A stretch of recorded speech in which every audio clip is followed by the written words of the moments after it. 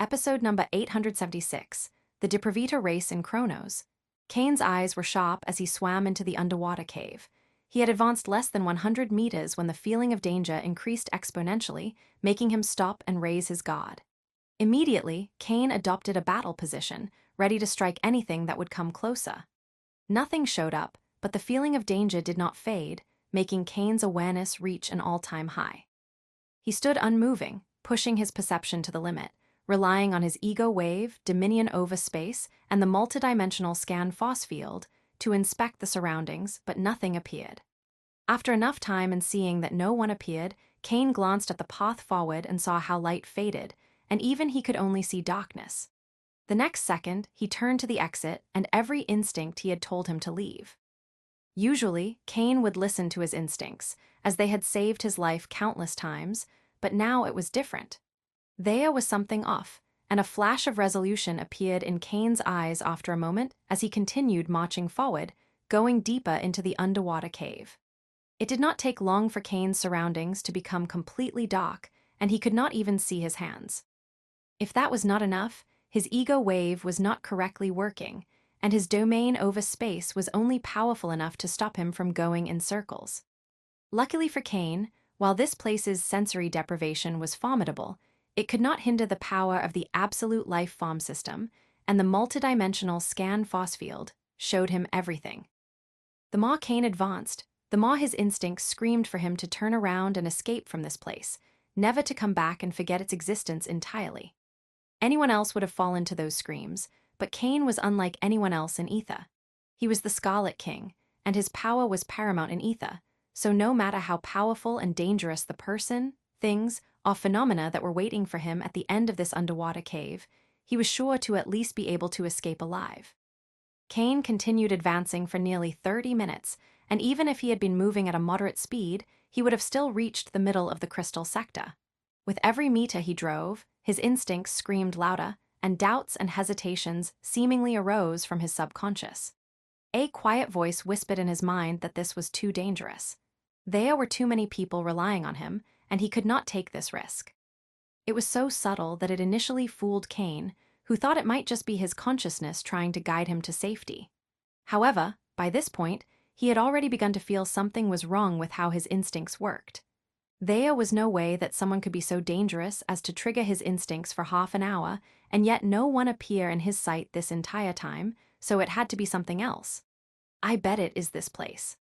Someone transformed this underwater cave into a unique natural formation capable of affecting the mind of anyone who dared to go through this path. This power I have felt before. Kane's eyes turned cold, as these types of emotional forces were characteristic of the Depravita race. Right around when I was in Chronos, and the blood god vanished, Horus had arrived with the royal family of the Inferno Demon Empire. Back then, Kane had not given it too much importance. After all, he knew nothing about the 7 sons of the Dark Emperor, but things have changed. Horus Eclipsis did nothing without a purpose, and his short trip to the Atrox Immortus Empire was no different.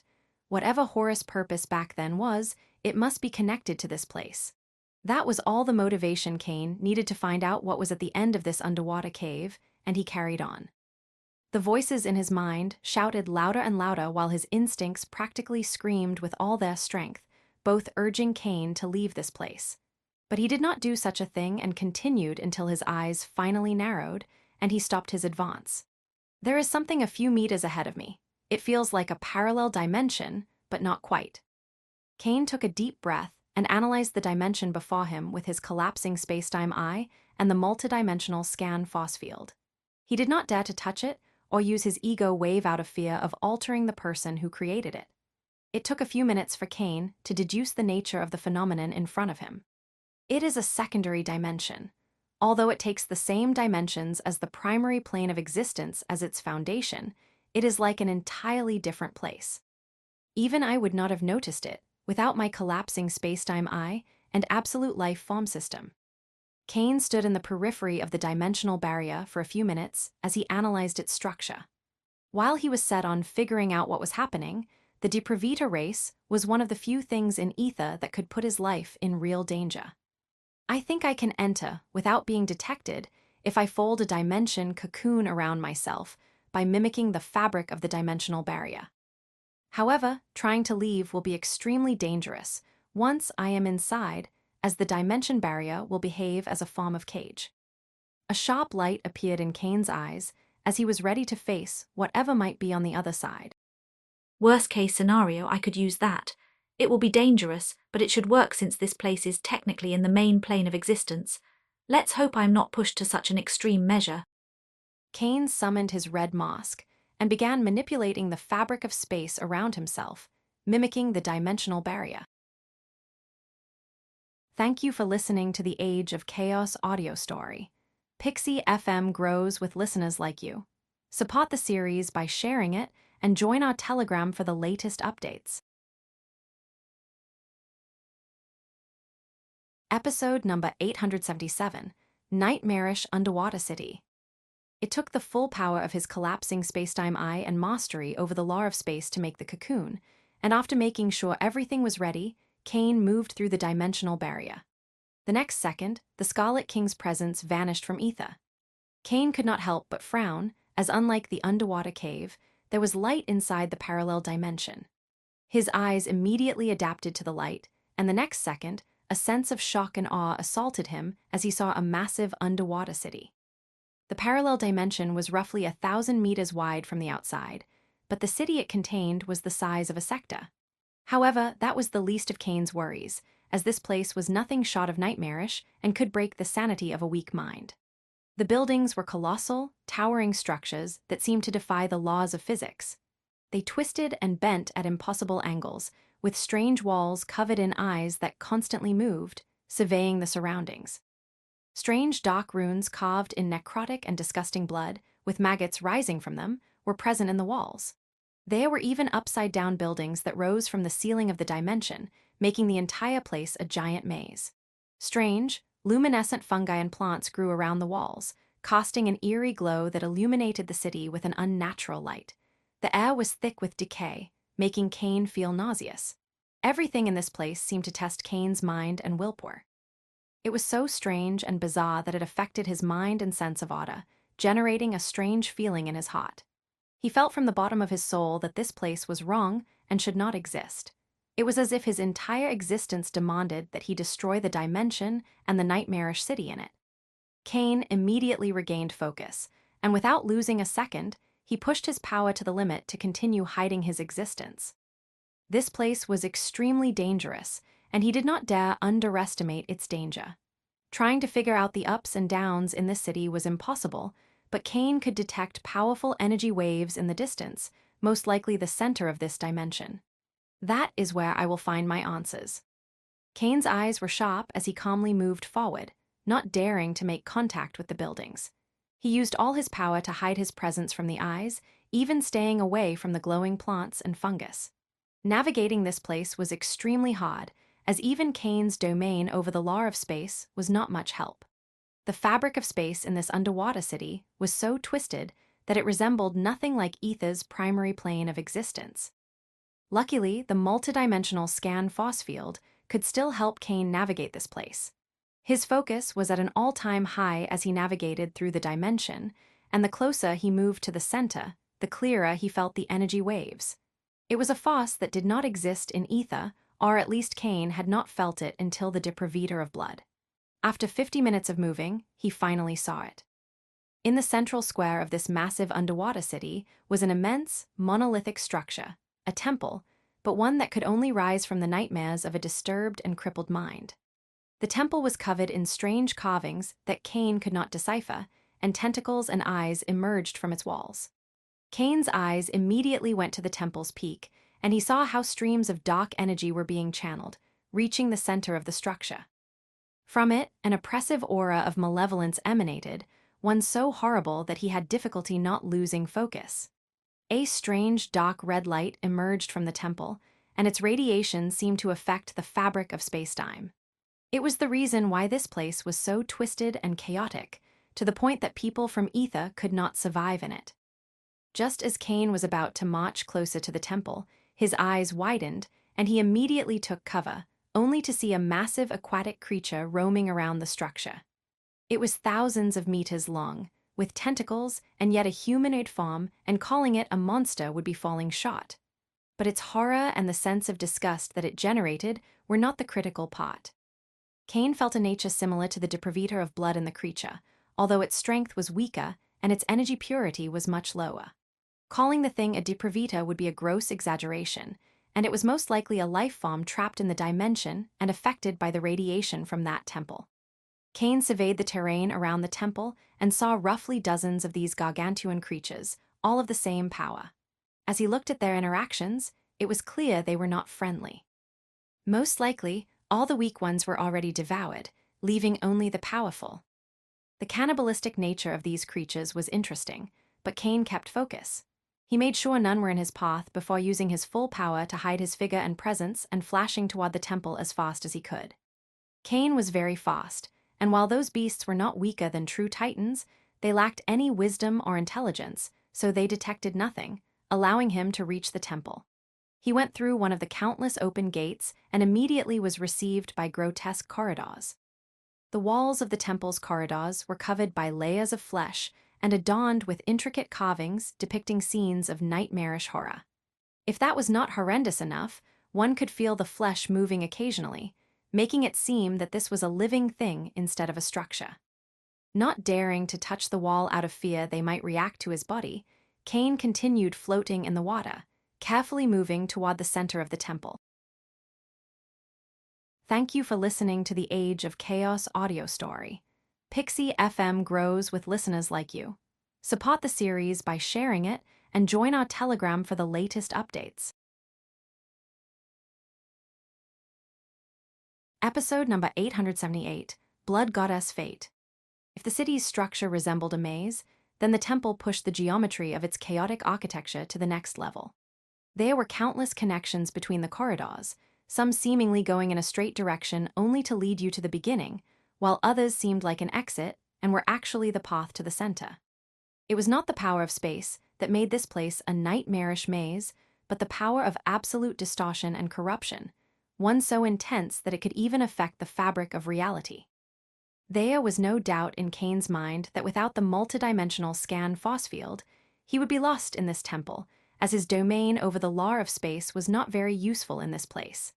Kane had to move back, as for a strange reason, that was the only way to advance.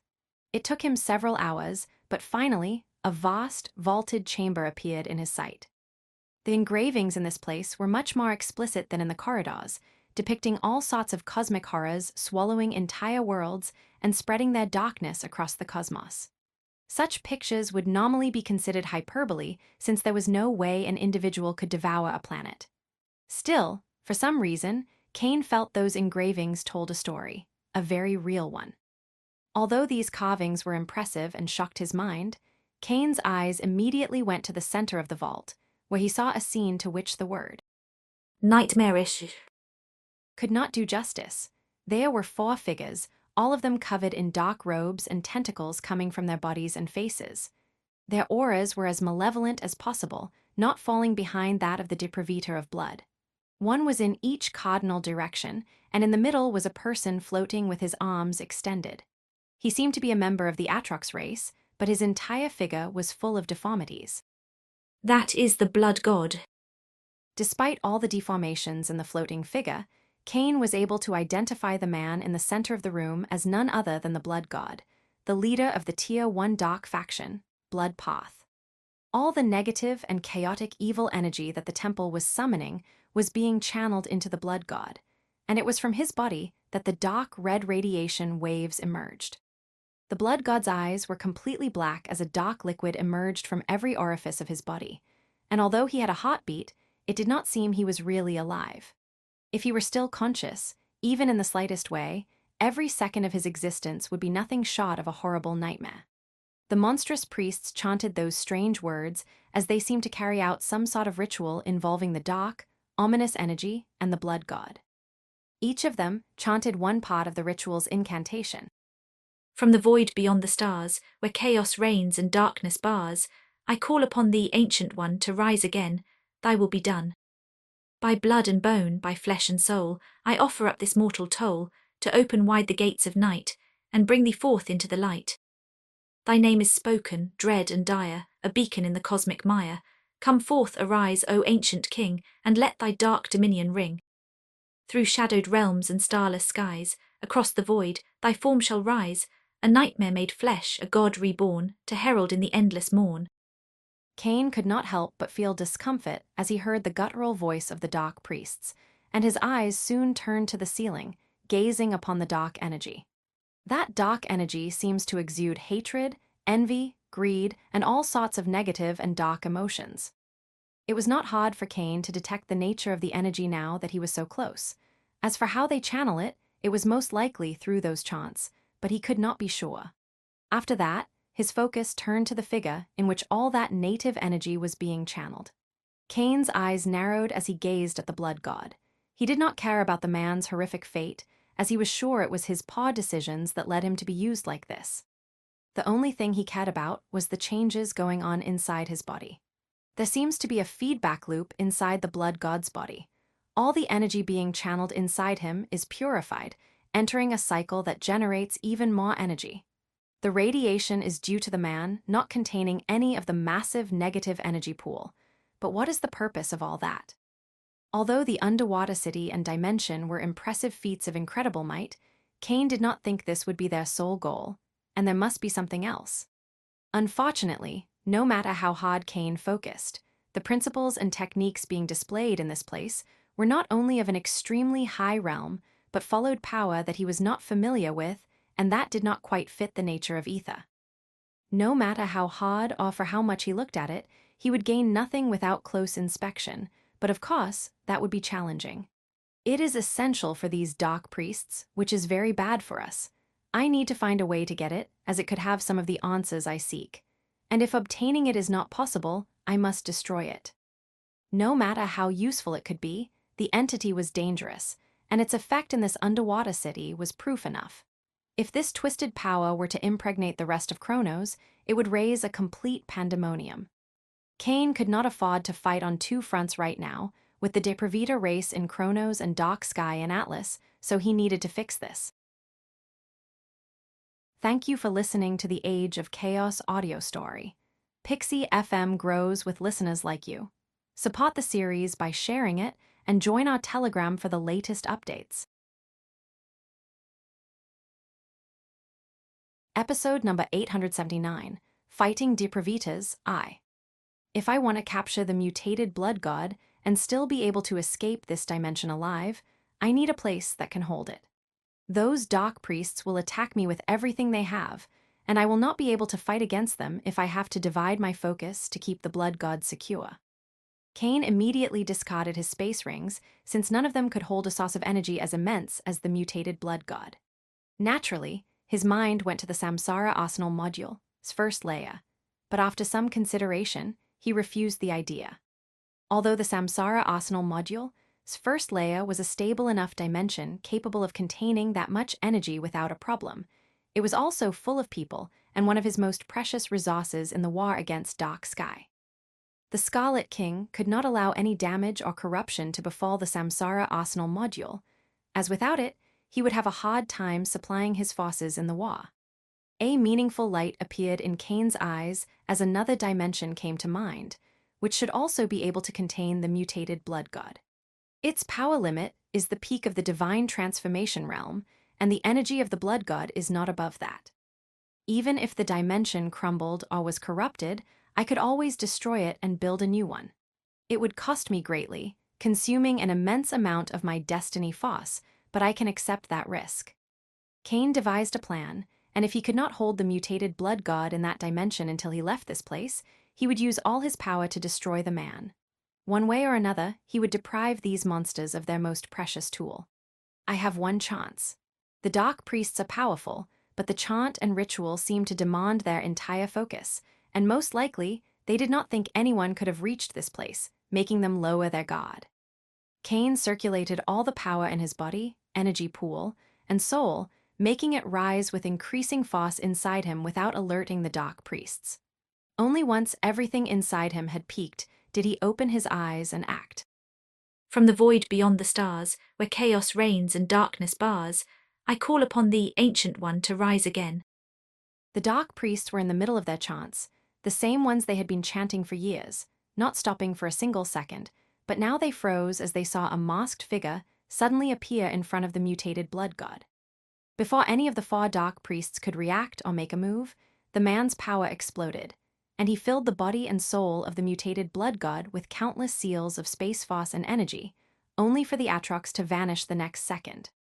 Seeing the masked man appear all of a sudden was surprising enough, but the fact that this one managed to make the mutated blood god disappear shocked the dark priests to the core of their rotten and dark souls. Gr. All the dark priests roared at the same time, making the sound of dying animals, their bodies expanding the next second, showing disgusting yet extremely powerful bodies. Two obtained slender constitutions, one with long arms that ended with sharp claws, the other covered in chains. The other two dark priests became grotesque and corpulent monstrosities, one resembling a humanoid rabid dog, while the other an obese entity full of pestilence. Each rose over 10 meters in height as their robes shattered, and the next second, they flashed toward Cain with a speed and momentum that no true titan could match. Cain could feel the immense power of the dark priests, not only physically, but also the power of the concepts running through their flesh and blood. However, no matter how hard he wanted to face them, he could not stop trembling as the grand demonic devourer dimension tried to stabilize after the blood god was sent inside. The only thing Cain could do was raise his arm and make his energy explode to enhance his defensive ability before the monstrous priests unleashed their attacks on him. The first to arrive in front of Cain were the two slim dark priests, one slashing with his claws at his chest while the other struck with his chains. Cain's eyes widened as those claws surpassed his defenses, leaving large and deep wounds in his body, and everything around them began to decay. If that was not enough, the chain attack crashed into his body like a wave, and as soon as they made contact with his flesh, a sense of utter terror invaded his mind. Attacks that flawlessly blended the abominable physical power and force of the concept to an instinctive level could only be deployed by a depravta. The attacks from the depravitor of fear and depravitor of decay were already wreaking havoc inside Cain's body and mind. Still, he did not have time to determine how much damage they made as the two massive dark priests arrived the next second behind him and attacked with pure hatred and ferocity. Both massive fists reached Cain's back at the same time. The dark priest, who resembled a putrid glutton, unleashed a punch with monstrous strength that rotted and infected anything it touched. As for the one resembling a rabid dog, he did not unleash a debilitating effect on his attack, but his strength reached a whole new level as his wrath exploded in the last second before landing the strike, making Cain's bones crack. Those attacks were just the beginning, and barrage upon barrage of strikes began to fall on Cain. Luckily for him, he had a pseudo-immortal body, but even that amazing ability had a limit. The only thing Cain could do was to endure, hoping his body would not collapse before his grand demonic devourer dimension stabilized. Thank you for listening to the Age of Chaos audio story. Pixie FM grows with listeners like you. Support the series by sharing it and join our Telegram for the latest updates. Episode number 880, Frightening Depravitas, Cain clenched his teeth as his eyes couldn't stop shaking due to the grand demonic devouring dimensions, non-stop trembling affecting his soul sea. He raised his arms to protect his head and heart as the four depravitas laid hell on him. Every single attack they unleashed on Cain's body had a devastating effect, with the depravitor of disease and the depravitor of decay riddling every cell with necrotic and deadly energy. At the same time, the depravitor of fear's power constantly weakened his defenses, making it hard to focus. Finally, the depravitor of wrath attacked like a madman, yet every punch was as powerful as one of the blows from a humanoid of dark sky. Damn it, damn it, damn it. Cain couldn't help but curse in his mind.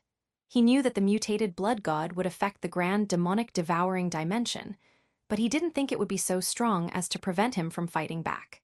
As he was hammered by the four depravitas, the state of the grand demonic devourer dimension appeared in Cain's mind. He saw the massive dimension with the mystical grand sky fiend flame inside and the blood god floating above.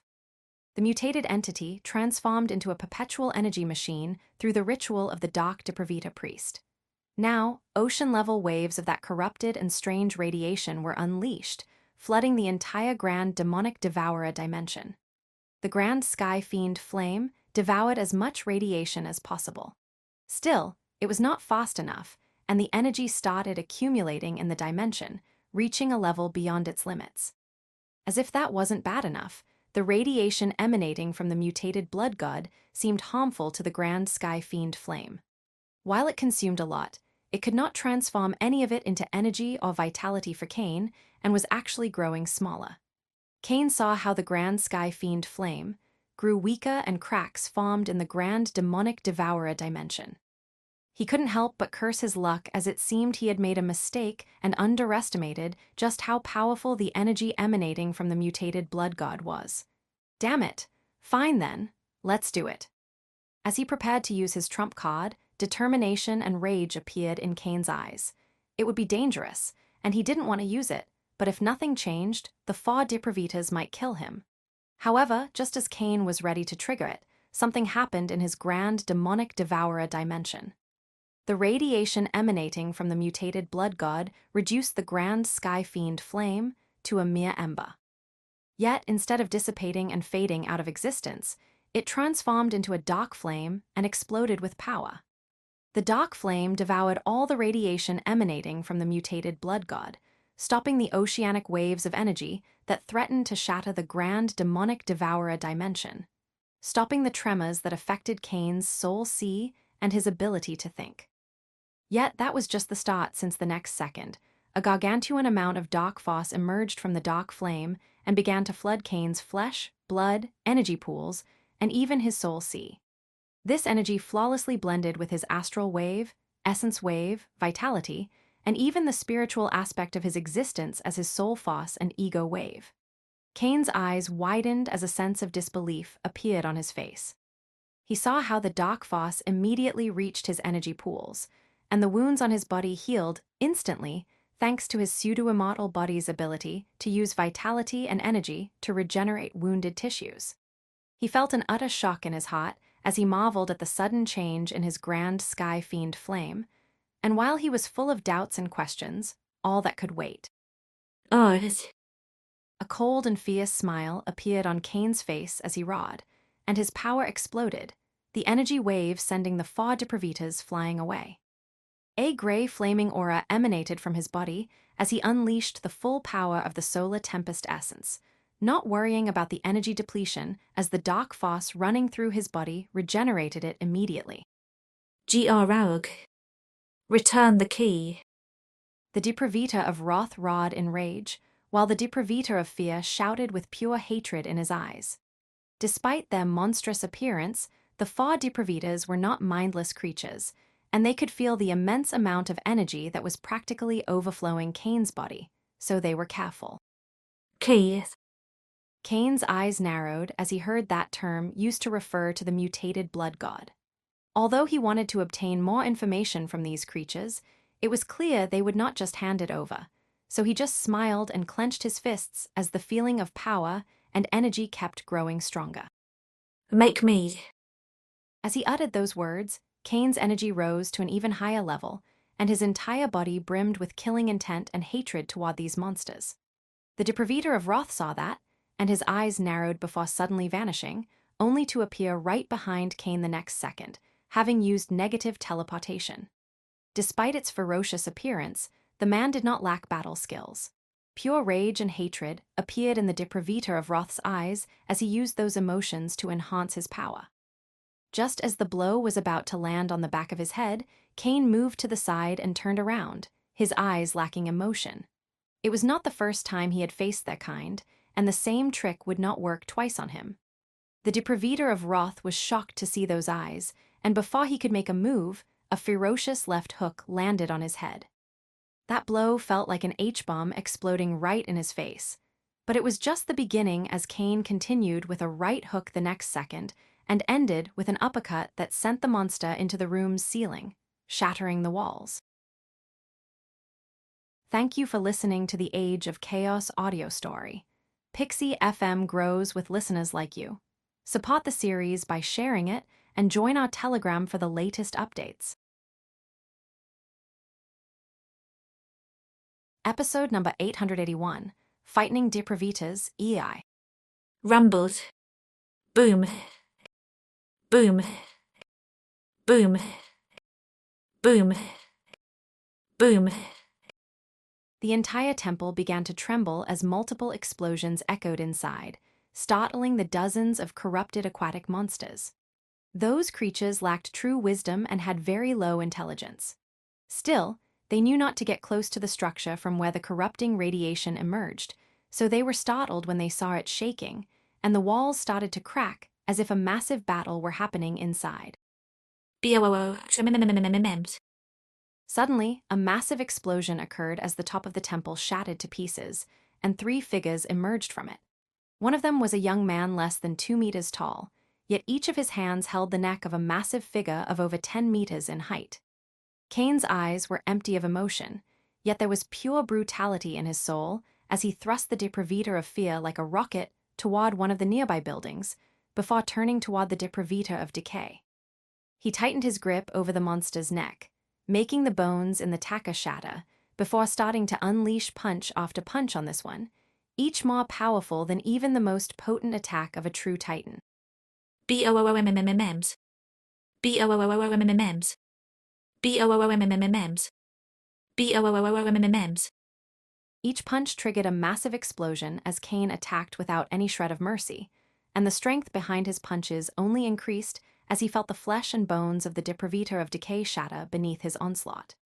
Killing a Depravitor was extremely hard but not impossible, and Cyan decided to destroy everything and everyone in this underwater city. Suddenly, Kane's eyes narrowed, and without hesitation, he threw the Depravitor of Decay like a ball toward the Depravitor of Disease. The only ones left by that point were Kane and the Depravitor of Wrath. The monster lunged with all his power, sending a fist, which Kane countered with his own. A massive explosion occurred as Kane's right fist connected with that of the Depravitor of Wrath, and the next second, the arm of the monster shattered under the pressure. Kane did not give the Depravito a second to act before flashing forward and connecting another punch, sending the Depravitor of Wrath flying away with half of his face destroyed. Now that Kane used all his power and did not contain himself in the slightest, burning his energy without restraint as the dark flame would continuously send him more, his battle power skyrocketed. However, Kane could not help but frown as he saw how, even after all the damage he was doing to them, the Depravitas continued their endless regeneration and attacked him with overwhelming ferocity.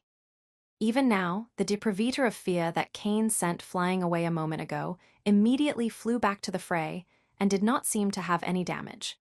And the monster was not alone, since the Depravitor of Disease, Depravitor of Decay, and even the Depravitor of Wrath he just blasted a second ago attacked again. HMPH. Kane sneered before his energy exploded, and his solar tempest essence emerged from his body and generated 9 massive spheres of red flaming energy. Immediately, Kane took control over the 9 void suns and fused them into his body, 3 for each arm, 1 for each foot, and the final one above his forehead. BOOMMMMM.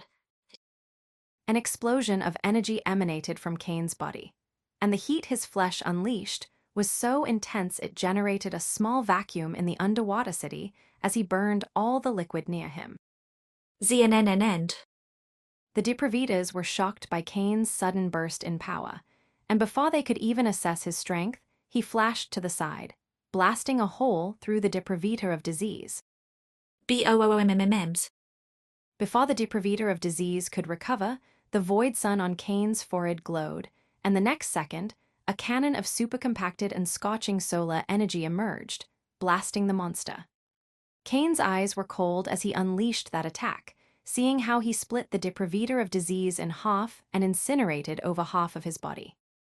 Not giving the rest of the monsters even a second to overcome their shock, the void suns in his feet burst with power, driving his body at an immense speed toward the Depravitor of Wrath.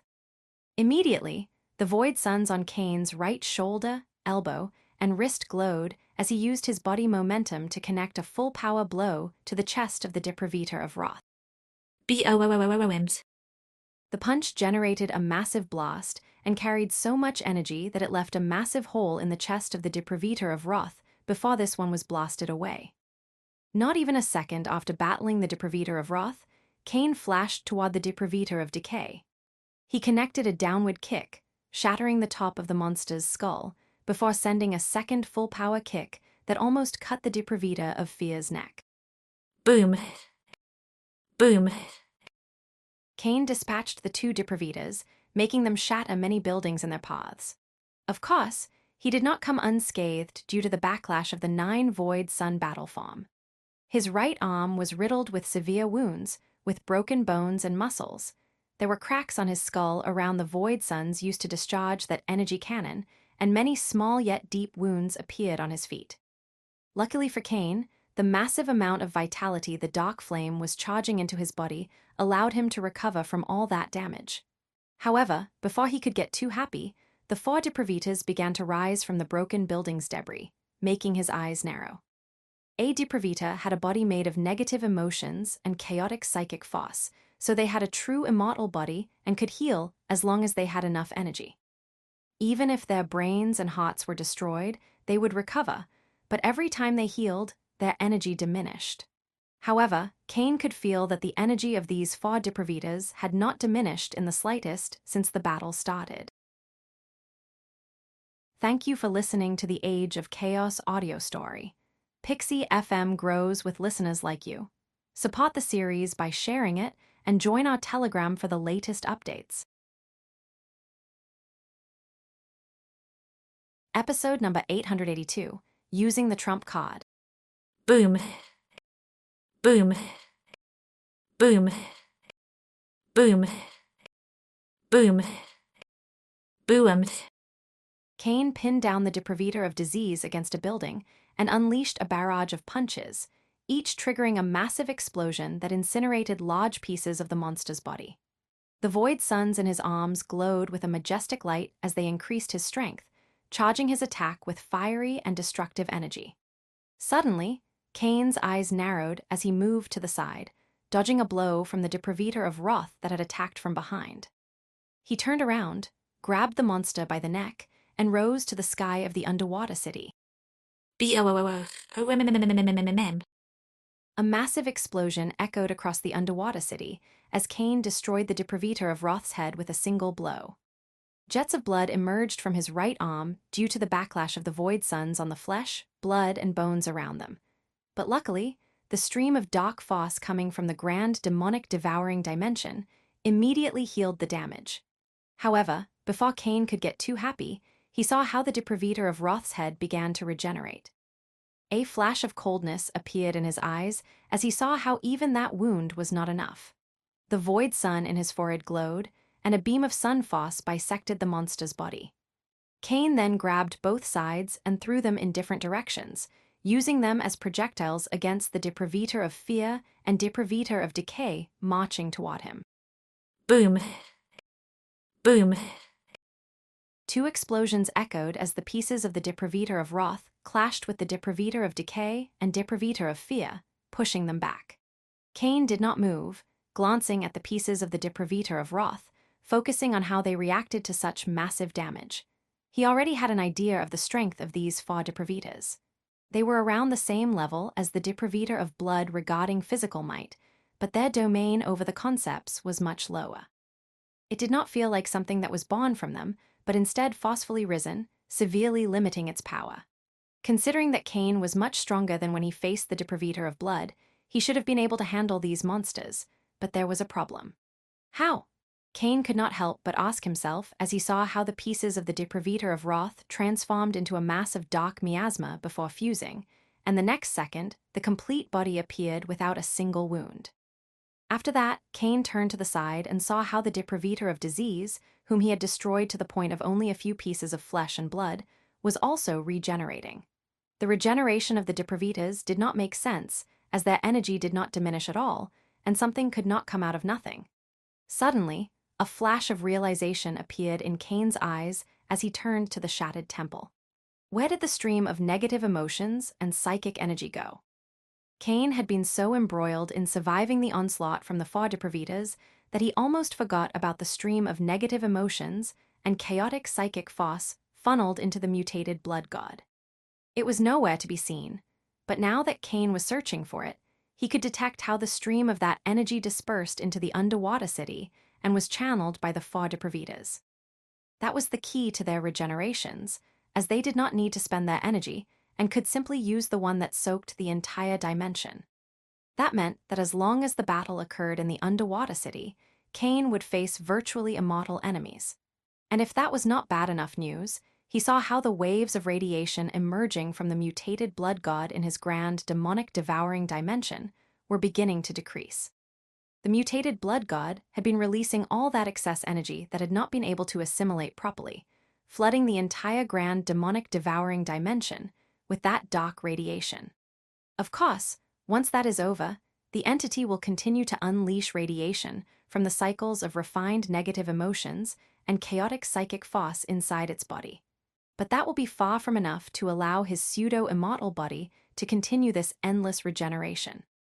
Without relying on his pseudo-immortal body, Cain could not keep his 9 Void Sons battle form in place, and without this one, he would not be able to dominate the Four Depravitas. I need to act fast, or else I will be in extreme danger. A flash of urgency appeared in Cain's eyes as he came to that conclusion. He flashed up at full speed without hesitating, immediately reaching the dimensional barrier. Cain had already obtained the blood god and discovered the Depravita's presence in Kronos, so there was no more reason to stay in the underwater city. And if the Four Depravitas wanted to fight him, he was ready to wait for them on the outside. The 6 Void Sons in Cain's arms glowed as he released a double strike onto the dimensional barrier. A smile formed on Cain's face as he saw cracks form in the dimensional barrier, but it froze the next second as he saw how the damage extended across the entire barrier. It took him a second, but he realized that all the damage done to the dimensional barrier would be equally distributed across every inch of it. To make a hole, even the tiniest one, you must destroy the entire barrier. Cain knew that exiting the dimension would not be easy once he entered, but he did not believe the barrier would be so powerful, as this was a level that ether could not equal. Even the crystal wall did not show this might. It would take me an hour of uninterrupted attack to do enough damage to shatter the entire barrier, but I will not have that.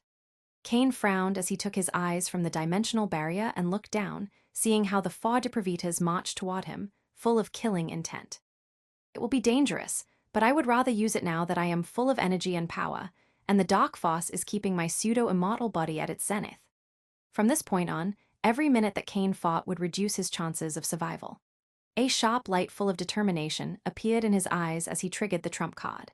The Depravita of Wrath, Depravita of Disease, Depravita of Fear, and Depravita of Decay marched toward Cain with smiles full of killing intent. They were smart to understand that they had the advantage, and no matter how strong the enemy was, he would be exhausted first. However, just as they were ready to return to the fray and clash with Cain, a feeling of incredible danger assaulted all of them. They froze as they looked up, not to the ceiling of the dimension, but pushing their perception to the real world.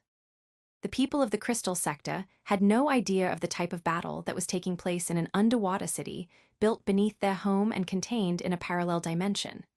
They were living their lives when suddenly, whether they were mortal or divine ascension masters, all of them turned to the sky. Every single person in the sector felt shock, awe, and amazement as they saw a mesmerizing aurora-like phenomenon blanket the sky, shimmering with colors that defy description. The phenomenon's majesty was incredible, but even more impressive was the fact that as people focused on the aura, they could see reflections of themselves. Some saw their younger selves, while others saw their older versions, and there were even manifestations of paths that were never taken. It was like glancing at the flow of time and seeing the myriad of chances and opportunities in it. However, just as people marveled at the majesty of the aurora that covered the sky, this one froze for a second before an intent full of rage and destruction emerged. It was as if it suddenly became a force whose only purpose was annihilation, shaking the hearts of all the Atrox gazing at it. The next second, the massive time aurora began to revolve as its power grew more potent and more ferocious, forming what seemed to be a cataclysmic storm that contained the power of the flow of time. Once all that power reached its zenith, it came crashing down like a tornado in a mountain range, immediately transforming everything around it into sand, as if millions of years passed in a second. Luckily, that place was uninhabited, and people only watched from a distance as the tornado kept piercing through the ground at a shocking speed, growing deeper and deeper. It obliterated anything in its path and would keep diving until it found its target. As for what the target of this force was, that was the parallel dimension built by the Depravita race. Thank you for listening to the Age of Chaos audio story. Pixie FM grows with listeners like you. Support the series by sharing it and join our Telegram for the latest updates. Episode number 883, Time Tribulation, I. Ordinary people in the Crystal Sector were in total shock, and even Divine Ascension Realm powerhouses were at a loss on what to do as they had never seen something like this before. It resembled a tribulation from the world, but did not involve any of the 4 elemental laws, and its power was simply too overwhelming and full of rage. A teleportation formation glowed in the strongest god tower in the Crystal Sector, and the next second, Ishmael and the 10 Swords appeared, along with the Dark Emperor and Prime Minister Rasputin. When the Atrox Immortus Emperor heard the news about the massive phenomenon covering the sky, he was terrified as he remembered that Dark Sky also appeared with a cosmic force. He did not want Kronos to suffer the same fate as Atlas, with trillions perishing. What is that? That was the only thing Ishmael could say as he saw the tornado burying deeper and deeper into the ground. While none of the 10 Swords of the Atrox Immortus Empire could give him an answer, a sharp light appeared in the eyes of the Dark Emperor and Prime Minister Rasputin. The duo from the Inferno Demon Empire looked at each other and nodded softly before Prime Minister Minxit turned toward Ishmael. That is the time tribulation, one of the hidden tribulations of the essence evolution path of power. Ishmael's eyes widened as he heard those words and turned toward the duo. He had never heard of the time tribulation before, but he was aware that those who were part of the Ouroboros system had access to cultivation knowledge that surpassed his. Finding out that the phenomenon was part of the tribulation of the world calmed the Atrox Immortus Emperor considerably, as it meant it was not connected to Dark Sky, but it still left him with a question. Why is? Ishmael would have to be a fool not to realize that the origin of the time tribulation was the Scarlet King. But he did not understand why the man would trigger such a phenomenon in the middle of a sector in Kronos. Just as the Atrox Immortus Emperor was trying to make sense of the situation, a massive explosion echoed from inside that massive hole in the middle of the Crystal Sector, carrying so much strength that it triggered an earthquake that affected the entire sector. Ishmael and the 10 Swords wanted to see what was happening inside that massive hole, but the power of the time tribulation was too immense. None dared to get near it, or they would risk suffering the same fate as those mountains, turning to dust under the power of time. No one in Kronos could see how that massive tornado, carrying the power of the time tribulation, had just crashed with the dimensional barrier that contained the underwater city. Cain looked to the sky with a smile as he dodged the 4 Depravita's attacks. The creatures were on a crazy rampage as they felt the power of the time tribulation descending on them, and it seemed they wanted to finish things fast, but they would not be so lucky. While fighting against the 4 Depravitas put an immense toll on Cain's body, just dodging their attacks was much easier, and he could see how the power of the time tribulation had already covered the entire dimensional barrier, leaving no escape for the monsters. So much hatred and killing intent. It seems that I was right. Cain could feel the destruction intent in the time tribulation's power that covered the dimensional barrier, confirming his hypothesis that the power of ether truly loathed those who attempted to change its laws and origin force. Crack. Crystal cracking echoed across the underwater city as small fishes appeared around the dimensional barrier. Through them, the power of the time tribulation began to flood in. Cain could not help but open his eyes in shock as he saw the effect of the time tribulation's force in the underwater city. The power of time behaved like a flame, burning everything it touched. They are opposite forces, following principles that do not allow both to exist in the same plane. That was the only way Kane could describe the relationship between the power of the time tribulation and the underwater city, since even the buildings started burning. It was a majestic sight to see the underwater city being incinerated by the power of the time tribulation, slowly making its way into the dark temple that seemed to be the core of this dimension. However, there was something even more critical for Kane as he could feel the change in the four Depravitas. Boom. Taking advantage of the Depravitas' shock at the sight of the time tribulation burning the underwater city, Kane flashed forward.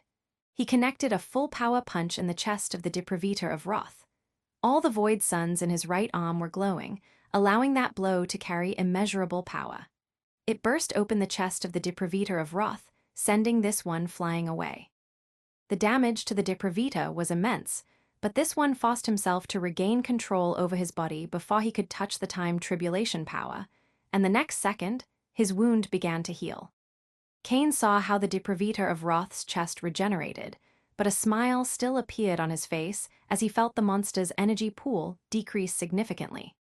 It seemed that the time tribulation was not only shattering the dimension, but also cutting the connection to the endless stream of negative emotions and chaotic psychic energy. Good, very, very good. Let's continue. A cold smile appeared on Kane's face as he clenched his fists and glanced at the Depravitas. Now that they no longer had an unlimited energy supply, he could truly harm them.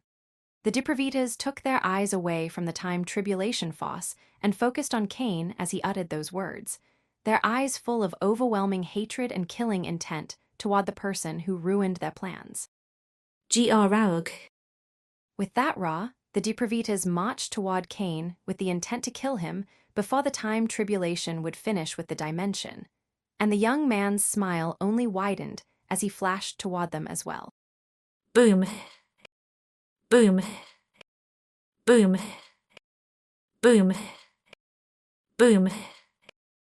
Explosions echoed inside the underwater city as Kane and the four Depravitas fought with everything they had, as the burning power of the time tribulation reduced their battlefield more and more. The Depravitas' bodies shattered under Kane's attack. Still, they kept regenerating, while the young man's flesh and bones broke under the pressure of the 9 Void Suns' battle form. Yet, the pseudo-immortal body immediately fixed all the damage using the Dark Fosse from the Grand Demonic Devourer dimension. Less and less Dark Fosse emerged from the Dark Flame, and it was only a matter of minutes before the pseudo-immortal body would run out of energy. However, seeing that the Depravitas were having trouble regenerating, it seemed they would run out first. BOOMMs. Kane had just sent the Depravita of Disease flying away with a palm strike that left a massive hole in the monster's stomach when he saw how the Depravitas surrounded himself, each taking a cardinal point before their energy began to burn with immense power. They want to take me down with them. The power of the time tribulation had already consumed over 2/3 of the underwater city, and there was not much energy left in the Depravitas, so Kane came to that conclusion, and by the manic light in the monster's eyes, it seemed he was right. Gr. Raug. With a roar of hatred, the 4 Depravitas made their energy burn before flashing toward Kane, full of killing intent. A cold light appeared in Kane's eyes as he saw the Depravitas nearing from every direction. He extended his arm and made the energy in the 9 Void Suns explode, generating an explosion of red burning energy. H. The Depravitas screamed in agony as the waves of red fiery energy crashed directly into their bodies, burning them and pushing them away from Kane. If that was not bad enough for the monsters, the explosion of the 9 Void Suns was so immensely powerful that it sent them crashing into the waves of time tribulation's fosse. As soon as the sky blue fosse made contact with their bodies, it began to destroy them under the power of the flow of time. The Depravita of Wrath was in excruciating pain as the flames and the power of time consumed his flesh. Even with his insane regeneration power, it was approaching the limit, and things only got worse as the next second, Kane appeared in front of him. Kane sent a piercing blow, burying his fists into the Depravita of Wrath's chest before flooding the body of this one with sealing energy and the power of space. He acted extremely fast, and once he completed the sealing, he sent the monster into the Samsara Arsenal module. Not wasting time, Cain turned to the deprivator of disease, deprivator of fear, and deprivator of decay, flashing to the monster before the power of the time tribulation could destroy them. Thank you for listening to the Age of Chaos audio story. Pixie FM grows with listeners like you. Support the series by sharing it and join our Telegram for the latest updates. Episode number 884, Time Tribulation, It. Cain's face lit up with a triumphant smile as he managed to ensnare all four deprivators just before they met their end. In the heat of battle, he unleashed his full force, not holding back an ounce of his killing intent. Yet, he was not blind to the opportunity to capture them, a strategic move that would greatly help in the future. The capture of these four deprivators was a significant step in Cain's investigation. Unlike the blood deprivator, whose resilience and mastery over the concepts rendered him impervious to soul-searching and mind-reading, these four were vulnerable. It was a challenging task, but Cain's growth since his encounter with the deprivator of blood had bolstered his confidence in his chances of success. In the worst-case scenario, if he failed to access their memories, these four deprivators would serve as a potent sacrifice for the samsara flame. The last time he made a sacrifice related to the deprivator race, he was rewarded with the Codex of Infinite Pathways. This thought filled Cain with a thrilling sense of anticipation, wondering what kind of gift he might obtain this time. Yet, all these musings had to be set aside, for Cain was still in grave peril.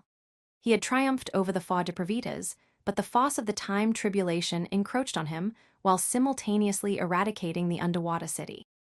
The hatred and killing intent are immense. There is no intent for tempering or challenge.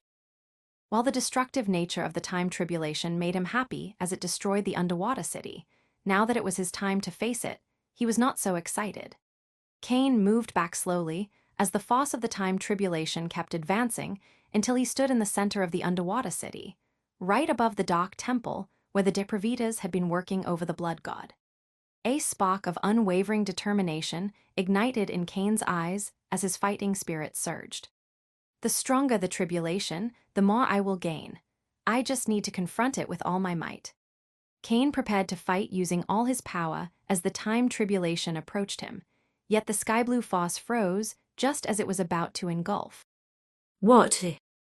Confusion appeared in Cain's eyes as the sky-blue force from the time tribulation consumed everything but him.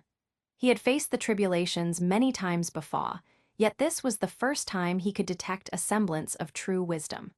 The sky-blue force did not remain frozen for long. Once it consumed the entire underwater city, including every building, aquatic monster, and dark temple, it burst outward, channeling all its power into the dimensional barrier and attacking it from the inside and outside at the same time. Cracks covered every inch of the dimensional barrier, so it could not endure such a cataclysmic force and shattered, generating a massive explosion due to the true size of the dimension appearing in the landmass. The The entire crystal sector trembled even more than before, but luckily, all the cities had activated their emergency protocols, so anyone too weak to face the earthquakes had already taken shelter. Ishmael, the 10 Swords, along with the Dark Emperor and Prime Minister Rasputin, had not taken their eyes from the time-force tornado that pierced into the ground. They now saw how this one returned into the aurora sky, leaving behind a massive hole dozens of thousands of kilometers deep. That was not all, as the killing intent and thirst for destruction that the time tribulation had shown before vanished. What was left was an emotionless force that sought to challenge the one who summoned it. It would still kill that person if they were too weak, but there was no bias, and it carried a divine tempering force that could push the challenger to the next level. Ishmael's eyes narrowed as he glanced at the aurora sky and then turned to the gargantuan hole. He was ready to flash forward when a figure rose from the underground, a man in a red robe with fiery eyes and covered in blood. The destruction of the parallel dimension badly wounded Cain. Luckily, there was one last burst of dark force that helped his pseudo-immortal body fully regenerate, but that was it. While the mutated blood god kept unleashing dark radiation, it was not as massive as at the beginning and could not keep fighting without care for his energy or wounds. It allowed me to face those 4 deprivators, and left me in peak condition to face the time tribulation, so it did more than enough. Cain smiled and was happy with how things went as he turned to the aurora that covered the sky, that seemed ready to unleash all its power on him. However, that was not the sole consequence awaiting Cain on the surface. Ishmael and the upper echelon of the Atrox Imatus Empire stared at him with piercing eyes. It was evident they were displeased with his clandestine maneuvers in Kronos and the jeopardy he had put the Crystal Sector in by triggering these phenomena. Instead of wasting time explaining everything that happened, Cain waved his hand and sent everybody a video detailing his movements in search of the blood god, how he found clues that led him to the underwater dimension, as well as the parallel dimension with the underwater city and Depravitas. Ishmael and the 10 Sods focused on their computer ring, and as they watched the video, their eyes widened with dread and trepidation. A complicated expression soon appeared on all their faces as they could not believe that something like this was happening in their empire, yet they knew nothing about it. In the end, the Atrox Imatus Emperor and the upper echelon of the empire could not help but turn to Cain, their eyes projecting a myriad of emotions, as they could not help but feel weird noting that their empire avoided a catastrophe due to the help of a man whose race they considered one of their greatest enemies. Cain saw how the Atrox turned toward him, but did not have time to care about them, as it was time to face the time tribulation. He adopted a battle stance as he made his essence wave explode with power, while the radiance of strength and radiance of life overflowed his flesh. While using his solar tempest essence and the full power of his dual cultivation would have made things easier, that would diminish the tempering effect that the time tribulation would have on him. The law of time was mighty and useful, and Cain wanted to take this chance to improve his mastery. After all, he had the collapsing spacetime eye, and up until now he had primarily focused on the space aspect. As if sensing that Cain was ready, the power of the aurora in the sky burst, and the next second, a massive sky-blue wave of temporal power descended from the sky like a tsunami. That was the first phase of the time tribulation, the temporal disruption wave. The sky-blue wave moved extremely fast, and just as Cain saw it falling, it was already on him. Immediately, he was assaulted by waves of temporal distortion that disrupted his perception of time. Images containing the past, present, and future assaulted Cain's mind, making him feel lost amidst the chaotic fluctuation of time. However, his collapsing spacetime eye soon burst with power as he pushed the full power of his essence evolution path of power, focusing on the temporal distortion, deciphering its principles, and anchoring his mind to the present. Cain did not move a muscle or throw a punch, but he was in a ferocious internal battle, using everything he had to keep his mind in the present and prevent it from losing itself in the chaotic flow of time. He remained steady for nearly 3 hours as he fought against the temporal distortion until his mind finally rose above it, mocking his success. I feel how my domain over the time law improved itself. Unlike others, I don't need to truly learn them. I just need to exploit the potential that my collapsing spacetime eye already grants. There was pure ecstasy in Cain's face as he felt himself improve, but he did not dare to lose focus as the aurora in the sky burst with power again, mocking the start of the second phase of the time tribulation. Streams of sky-blue energy emerged from the aurora, and they soon began to coalesce, forming humanoid figures strikingly similar to Cain, but all different in a certain way. Temporal Echo Assault. That was the name of the second phase of the time tribulation, and Cain knew that he would now have to face those echoes, each representing a potential outcome or decision. Cain clenched his fists as the collapsing spacetime eye burst with power, and he did not wait for the echoes to make the first move as he flashed toward them, ready to kill. Thank you for listening to the Age of Chaos audio story. Pixie FM grows with listeners like you. Support the series by sharing it and join our Telegram for the latest updates. Episode number 885, Time Tribulation, EI. Cain's attacks were immensely powerful as he clashed with the temporal echoes. All those entities brought to life by the time tribulation were not only extremely powerful, but they could tap into the flow of time and use that to predict his movements. Luckily, he could use the flow, the collapsing spacetime eye, and virtual sight to counter that foretelling skill. However, it was not only the time echo's ability to gaze into the flow of time that made them extremely dangerous, but also their teamwork, as they seemed to share one single mind, all of them displaying nothing short of flawless coordination. Despite all that, every time Cain clashed with one of the temporal echoes, his smile grew wider. There was more than raw force in his punches, and he took a piece of temporal echoes through the gluttony concept, slowly stealing their time essence and engraving it into his body in the form of law runes. Ishmael, the 10 Swords, the Dark Emperor, Prime Minister Rasputin, and everybody with a high enough cultivation to gaze into the aurora without falling unconscious were watching the battle between Cain and the temporal echoes. It was a truly majestic sight, and they could feel how the wonders of the law of time manifested at an impossibly high level, which not even Essence Evolution Divine Ascension Masters could understand. The battle between Cain and the temporal echoes lasted for 5 hours. While he was full of wounds and blood leaked from the corners of his mouth, Cain smiled. Now his body was overflowed with time essence, obtained from the one he stole from the echoes, and the one the time tribulation gave him as a reward for his victory. Cain clenched his fists as his collapsing spacetime eye glowed with a majestic light. No part of his body benefited more from the time tribulation tempering than the third eye, as the improvement in Cain's mastery over the time law would allow it to express its full potential. Unfortunately, Cain did not have time to get too happy as the aurora's power rose again. It was time for the third phase of the time tribulation. Chronowarp Barrage. Those words echoed inside Cain's mind as he remembered the description of the phenomenon in the Codex of Infinite Pathways and prepared himself as another wave of temporal force descended from the sky and surrounded him. Boom. The next second, a sky-blue explosion occurred next to Cain, and while the blast's power was not strong enough to severely harm his body, raw power was not the essence behind these attacks, but something much more complex to handle. What is the... Cain's thoughts were in complete disarray as the explosion seemed to push his entire existence into a state of extreme time dilation to the point that even his thoughts were affected. Cain's body and mind could not resist the power of the time dilation, but his collapsing spacetime eye remained impervious and began to resist, pushing the rest of his existence back to the correct time flow. Boom.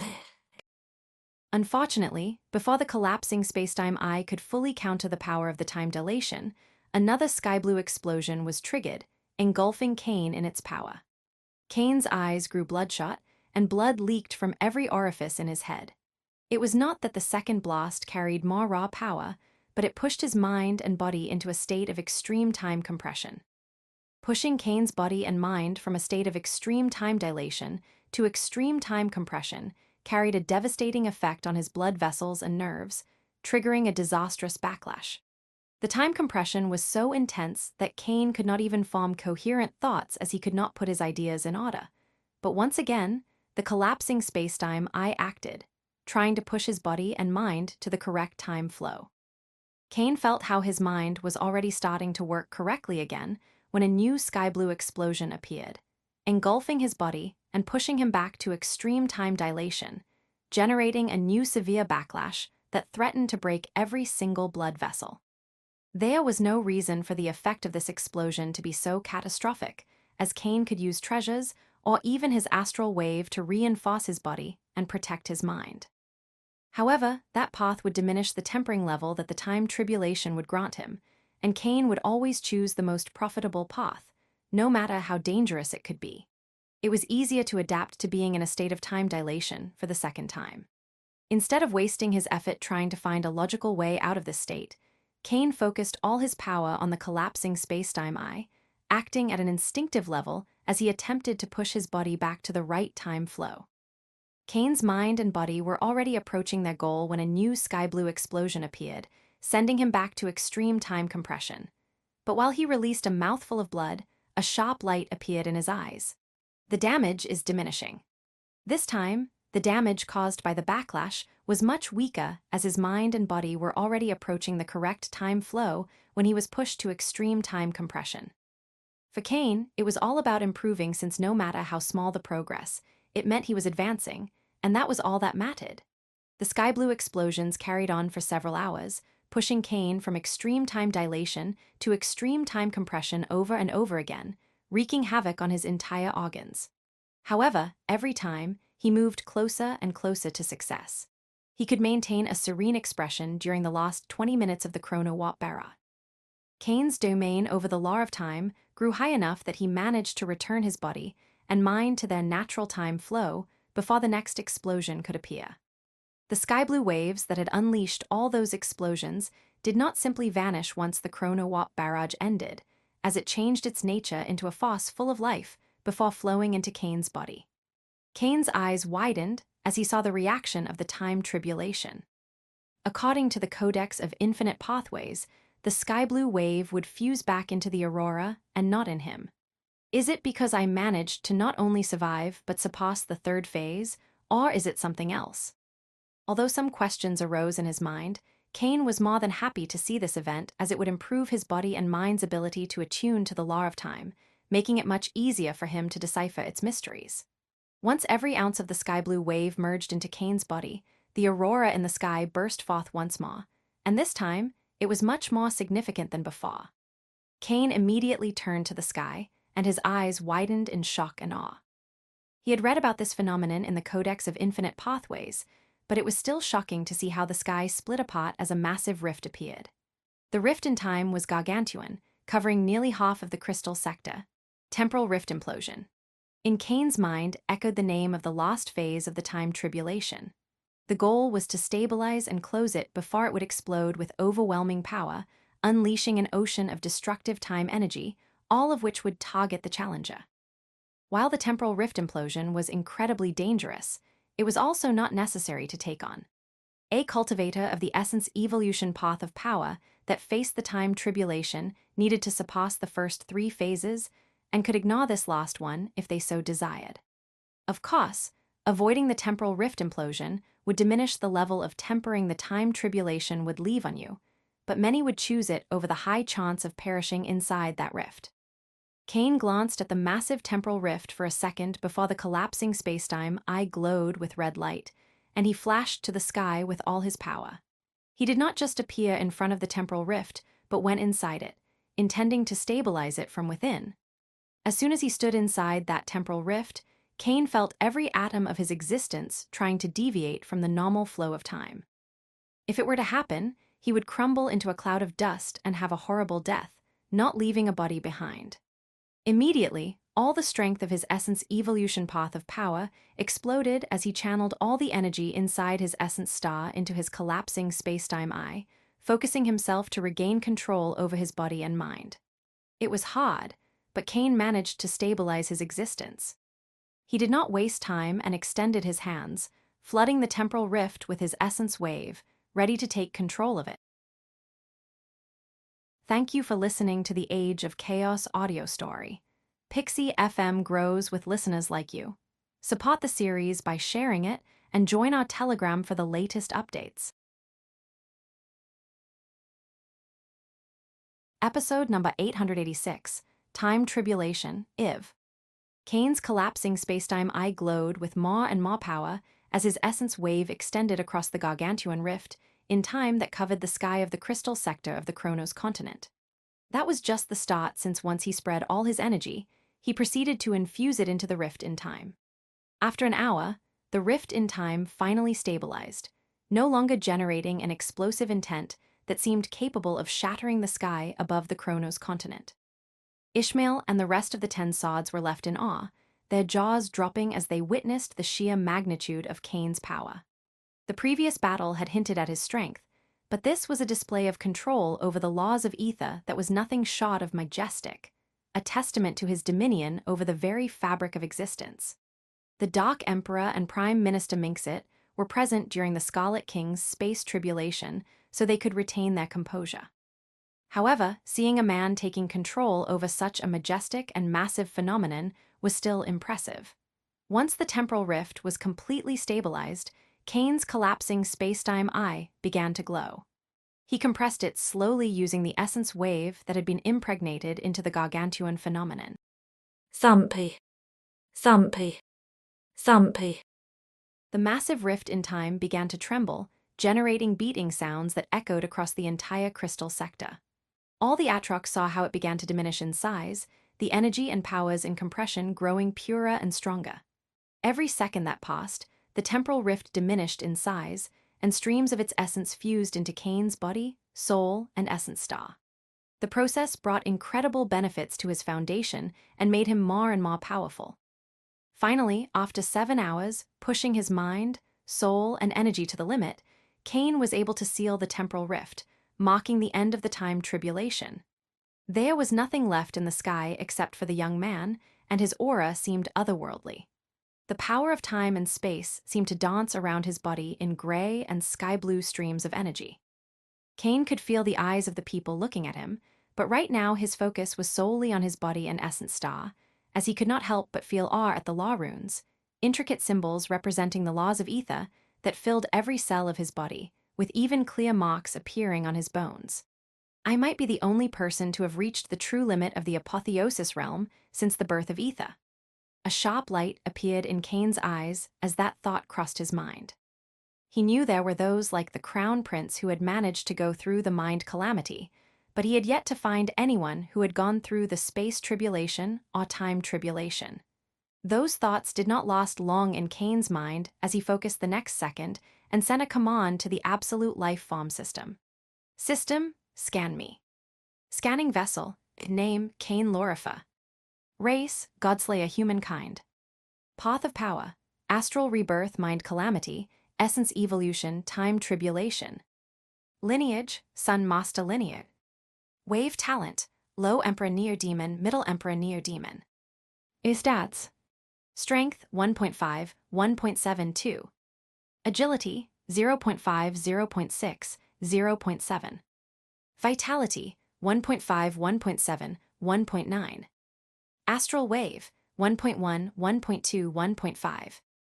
Essence wave 1.3, 1.6. Soul force 1.4, 1.5. Ego wave 1.1. Astral blood saturation 100% completion. Law mastery. Law of space, extreme law integration. Law of time, middle law integration. Earth law, deep law integration. Water law, deep law integration. Fire law, extreme law integration. Wind law, deep law integration. Note, wave virus inside the vessel enhanced wave talent by 14.1%. Note, natural energy has enhanced every aspect of the vessel's physical body, including the astral wave and essence wave. The current value is marked between. Kane was ecstatic with the improvement in his body and energy pool. It had been less than 3 months since he last checked his stats, and they all increased by over 20%, not to mention that his essence wave grew much more potent. There were no massive changes in the foundation of his constitution, but his law of time jumped from the law fragmentation to the middle integration realm. This massive improvement would normally take hundreds or even thousands of years for other cultivators to attain. Although his law of time was much weaker than his law of space, now time law runes covered every inch of Kane's body, so he would only need to focus on himself to improve his mastery. Once he fully exploited the power of the law of time, his lineage might evolve again. After allowing himself a moment to relax and enjoy the feeling of strength and power running through his veins, Kane took a deep breath and pushed his mind back to its state of perpetual focus. Only then did he turn toward the Atrox Immortus Emperor and the rest of the Empire's upper echelon, teleporting and appearing the next second before them. Kane still radiated an immensely powerful aura, and Ishmael found it hard to look the young man straight in the eyes, especially the one in the forehead that seemed to glow with the power and mysteries of space and time. However, the Atrox Immortus Emperor was not an average person, and by pushing his willpower to the limit, he managed to stand straight in the young man's presence. He remained silent for a moment before clapping his hands and performing a slow bow. In the name of the entire Atrox Immortus Empire and the people of Kronos, I must express our profound gratitude for your swift action against this unknown threat that loomed over us. The Atrox Immortus Emperor's voice was solemn, underscoring the gravity of the situation. The Atrox Immortus Emperor bowing to a human was a sight people might think could never happen, yet it did. Kane did not make it harder for Ishmael, and simply nodded before speaking in a somber tone. Internal battles are meaningless when facing threats from beyond the crystal wall. Ishmael and the 10 Sods' eyes widened as they heard those words. Although they had seen the video, they had no idea where those monsters came from. Many even thought they were ancient races, but it seemed they were not even from Ether. There were all sorts of questions in the minds of Ishmael and the rest of the Atrox, as they wanted to know what kind of enemy was scheming against their home, and it seemed that the Scarlet King had the answers. We can talk but not hear. Cain said before turning around and making his energy explode, channeling all into the collapsing spacetime eye and then waving his hand, generating a fissure in space. Ishmael and the 10 Sods were surprised to see the sky of Evernite, the Atrox Immotus Empire's capital, on the other side of the fissure. The Scarlet King managed to make a portal from the northernmost sector in Kronos to the center of this one. That feat was impressive and extremely challenging, as it took all of Cain's mastery over spacetime and consumed a large amount of his energy. Luckily, a constant flow of dark force came from the dark flame inside the grand demonic devouring dimension. The changes to the grand sky fiend flame aroused Cain's interest, curiosity, and concerns. After all, it was part of his power and an essential tool of the gluttony module. But there was no need to rush things, and he could wait until he finished this matter with the Atrox Immotus Emperor. Let's go. Cain stepped into the portal the next second, appearing in the sky of Evernite. The city was even more majestic than he remembered it, as now he did not have to hide his perception like the first time he arrived and could perceive its full glory. The Gothic aesthetic style of the Atrox Immotus race was something Cain liked very much, as it felt relaxing and imposing at the same time. As he gazed at the massive city, his eyes could not help but turn to a certain castle that held many memories for him. The collapsing spacetime eye glowed, allowing Cain's sight to pierce through all solid objects. As he watched that young woman going through countless formulas on a piece of paper, a small smile appeared on his face. Ishmael did not waste time back in the crystal sector and sent a myriad of commands before he, along with the 10 Sods, the Dark Emperor, and Prime Minister Rasputin, went through the portal as well.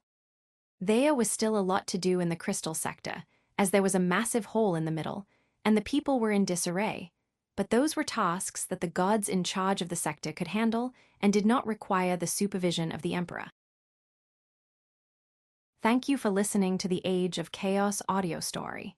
Pixie FM grows with listeners like you. Support the series by sharing it and join our Telegram for the latest updates. Episode number 887, 90%. Cain, Ishmael, the 10 Sods, the Dark Emperor, and Prime Minister Rasputin were currently in the throne room of the Atrox Immotus Imperial Castle.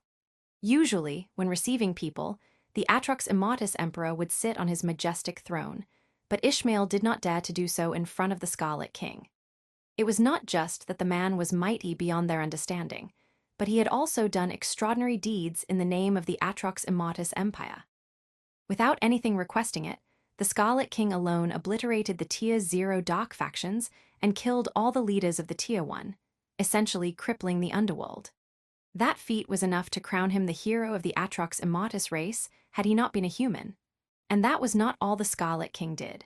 He also halted the plans of an alien race that had already established a foothold in the Kronos continent, having developed a massive underwater city. Of course, although a lot of evidence proved the validity of the video Cain shared, some of the Atrox were still doubtful, but they did not dare to question the man out of fear of his power. Cain could see the doubts in some of the 10 Sods, and while he could simply suppress all dissent with his strength, that would not handle the problem. It would only push it to a later time when it could become even more complicated. Seeing is believing.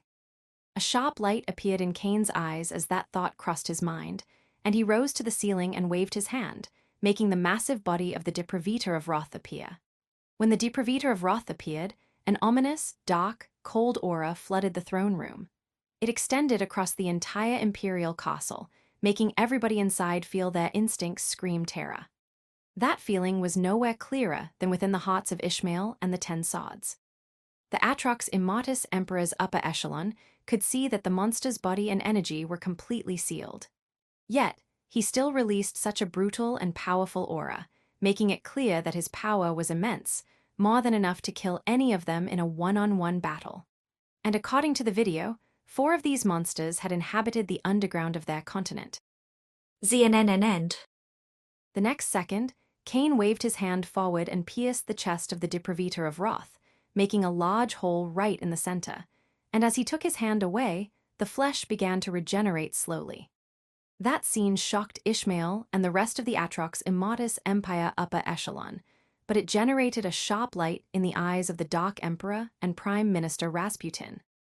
The duo from the Inferno Demon Empire momentarily thought that this monster and the humanoids of Dark Sky were connected, as their dark and brutal aura were strikingly similar. However, the humanoids of Dark Sky did not have insanely fast regeneration abilities. They did not have an energy pool and relied solely on their bodies. After allowing everyone to see the Depravita of Wrath and dispelling their confusion and questions, Cain sent the monster back into the Samsara Arsenal module's first layer. That is a member of the Depravita race. They are an extremely scheming and powerful race with a more advanced cultivation civilization than ours. That is how they created such majestic structures like the parallel dimension with the underwater city. Cain's voice was somber, making it clear just how dangerous of a threat they posed. It was time to reveal the existence of the Depravita race to the other sacred races, especially if his hypothesis regarding their connection with Dark Sky was correct. I have already faced them 2 times before. Once, during the battle against the Inferno Demon Invasion Army, when the Blood King was transformed into the Depravita of Blood. He killed a lot of people, and his last spell consumed the lives of all the low-ranking Inferno demons present. It was only with the combined effort of gods and titans that we were able to kill him. When Ishmael and the 10 Sods heard the tale about the Depravita of Blood, their eyes could not help but turn toward the Dark Emperor and Prime Minister Rasputin, wondering what type of connection the duo could have with that monster. After all, even if the Depravita of Blood killed a lot of low-ranking Inferno demons, it was still fighting for their side. The Dark Emperor and Prime Minister Rasputin were at a loss, as this was the first time they had heard about this. They knew from the generals reports that a powerful entity appeared, but had no idea it was a Depravita. Before the duo of the Inferno Demon Empire could utter a word about their innocence, Cain's voice echoed again. The Dark Emperor and Prime Minister Rasputin have no connection with the Depravita race. The Depravita race just manipulated them and their empire, and they were not alone since the Crown Prince's soul of the Godslayer Humankind Empire was also taken over by them. All the people in the throne room were shocked by that information. They had heard of Michael Goldsoul's incredible feats, and he was considered a shooting star. Who would have known he was actually a tool in the hands of an alien race? According to what the Scarlet King was sharing with them, the Depravita race was the one behind the bloodiest encounter between the Godslayer Humankind Empire and Inferno Demon Empire in the last 1,000 years. They were practically using 2 sacred races as puppets for their schemes. Suddenly, a solemn and sharp light appeared in the eyes of the Atrox Immortus Emperor as he glanced at the 10 Sods. The Depravita race was good at infiltration, and who could say there would not be one of the present? He trusted all of the Atrox with his life, but he was sure that the Golden Emperor also trusted his son. When it came to the safety of the Atrox Immortus Empire and the trillions of people in it, there was no room for sentiments, and one could only rely on pragmatism. Ishmael was not the only one with those thoughts, as Prime Minister Rasputin also began to gaze at the rest of the people in the room, even at the Dark Emperor, wondering if any of them could be a spy or worse. Cain noticed the air of paranoia rising. While it could be extremely dangerous and divisive, he was happy to see it, as a certain amount was needed when facing entities like the Depravita race. Besides, he had a way to keep it under control. None of the people here is a Depravita, or their souls are influenced in any way by them.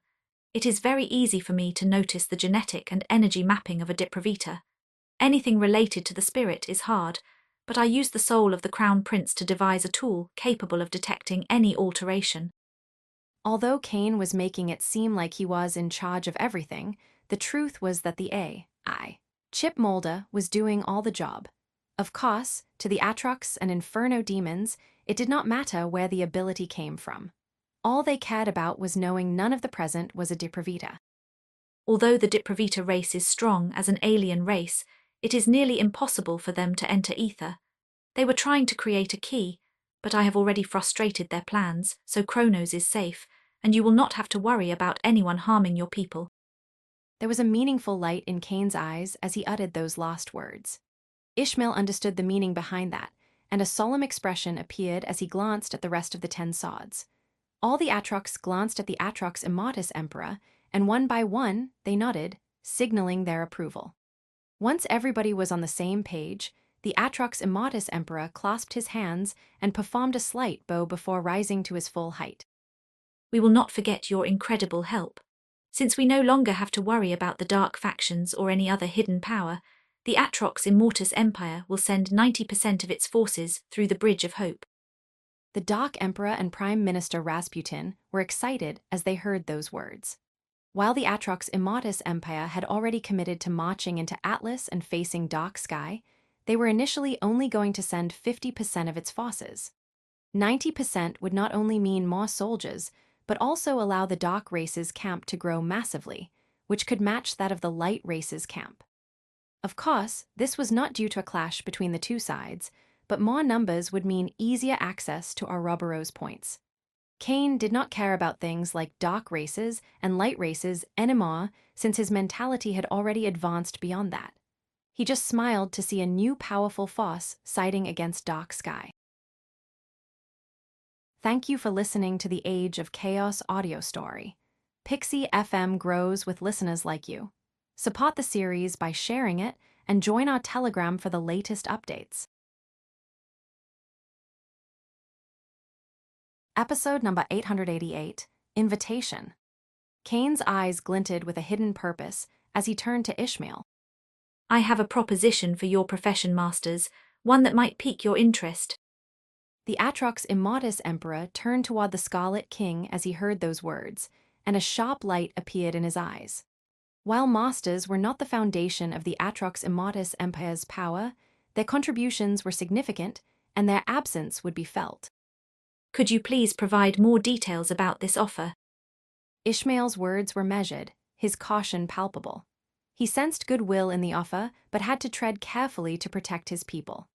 Cain only smiled, as it was normal for the Atrox Immortus Emperor to show some carefulness around him, but he could see it was way less than when they first met.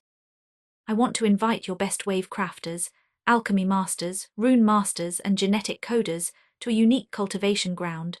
They will have access to the most advanced cultivation techniques and knowledge regarding their professions, and I guarantee their safety. At this point, Cain paused, and a severe expression appeared as he explained the cons of the invitation. The place where the profession masters will go is secret, and I cannot allow its location to be revealed, so anyone that accepts this invitation will have to remain there until the battle with Dark Sky is over. Ishmael's eyes narrowed as he began to ponder. There was no doubt in his mind that the place the Scarlet King described would surely improve his people, but it would be a lie if he said that the decades, or maybe even hundreds of years of seclusion, did not bother him. He turned toward the Dark Emperor and Prime Minister Rasputin, trying to get some insight about this invitation, but the Inferno demon duo remained silent. They do not know of this training heaven, as currently there are only humans in it. Cain said to Ishmael before turning toward the Dark Emperor and Prime Minister Rasputin. Of course, I am also extending this invitation to you, but I believe it will be more complicated to find the right people among the Inferno demons in Atlas. A complicated expression appeared in the Dark Emperor and Prime Minister Rasputin. Cain was tactful, as the number of the Inferno demon race had diminished immensely, and the first ones to die during the initial clash with the Dark Fog were those who did not specialize in fighting. There were still masters in the Inferno demon race, but there were very few, and none had a mastery above the Saint tier. I will look for talented people once we return to Atlas. Prime Minister Rasputin only said that before releasing a small sigh. Cain nodded to the old man of the Nether clan, then returned his focus to the Atrox. I have already extended this offer to the Deus Behemoth race, and plan to do it with all the sacred races. A light full of battle spirit appeared in the eyes of the Atrox Immortus Emperor as he heard that the Deus Behemoth Empire would also send masters. All his hesitation vanished as he could not stand allowing his empire to lose, even if it were in terms of professions. We will immediately send the words and connect our most talented and hard-working masters. Great, great, I can accept up to 300 masters of each profession. Cain smiled, as these profession masters would be of immense help, allowing the development of the anti-dark fog tower, a crucial defense mechanism against the dark sky, to improve exponentially. There should be nothing else stopping Cain in Kronos. However, he wanted to do something before returning to the Sea of End and leading the armies into infinite horizon. I would like you to summon Duke William and his daughter Astrid here. A small smile appeared on Cain's face as he made that request toward the Atrox Immortus Emperor. Nothing could stop Cain from barging into the Atrox Duke's castle, but given how things had developed, he wanted to speak with them in a place where they would be more secure and where his aura would not be so imposing. Ishmael turned toward the Scarlet King, and a meaningful light appeared in his eyes. Duke William had shared the mission details that resulted in the capture of an upper echelon member of Blood Path and how he worked with the Scarlet King, so the relationship between the two was not new to him. Initially, the Atrox Immortus Emperor believed they were just pawns and nothing more, but he seemed wrong. After a moment, he nodded and sent a message through his communicator ring. Although Evennite was massive, it was very easy for someone like William to reach the Imperial Castle, and in less than a minute, a man in oceanic armor crossed through the doors along with a gorgeous young woman in a white robe. William and Astrid showed flawless decorum as they walked through the throne room until they were 20 meters away from Ishmael, and they knelt and lowered their heads. Duke William Tormentras humbly greets His Imperial Highness. Astrid Tormentras humbly greets His Imperial Highness. Ishmael nodded to the duo before signaling for them to rise and turning his gaze to the Scarlet King, who took a step forward and drew the Duke's attention. Duke William and Astrid were shocked and awed when they saw a human standing in the throne room of the Atrox Immortus Empire. They did not understand what was happening, and their shock only increased as the human figure began to change, transforming into that of a member of the Hell Clan of the Inferno demon race. Kind. Astrid could not help but shout in awe as she saw the face of the young man of the Hell Clan with whom she spoke for hours and hours related to tribulation enhancement, and whose intervention allowed her to gain access to cultivation. It was not just his appearance, but his aura, demeanor, and the red light in his eyes that were just as she remembered, making it clear it was not simply a disguise.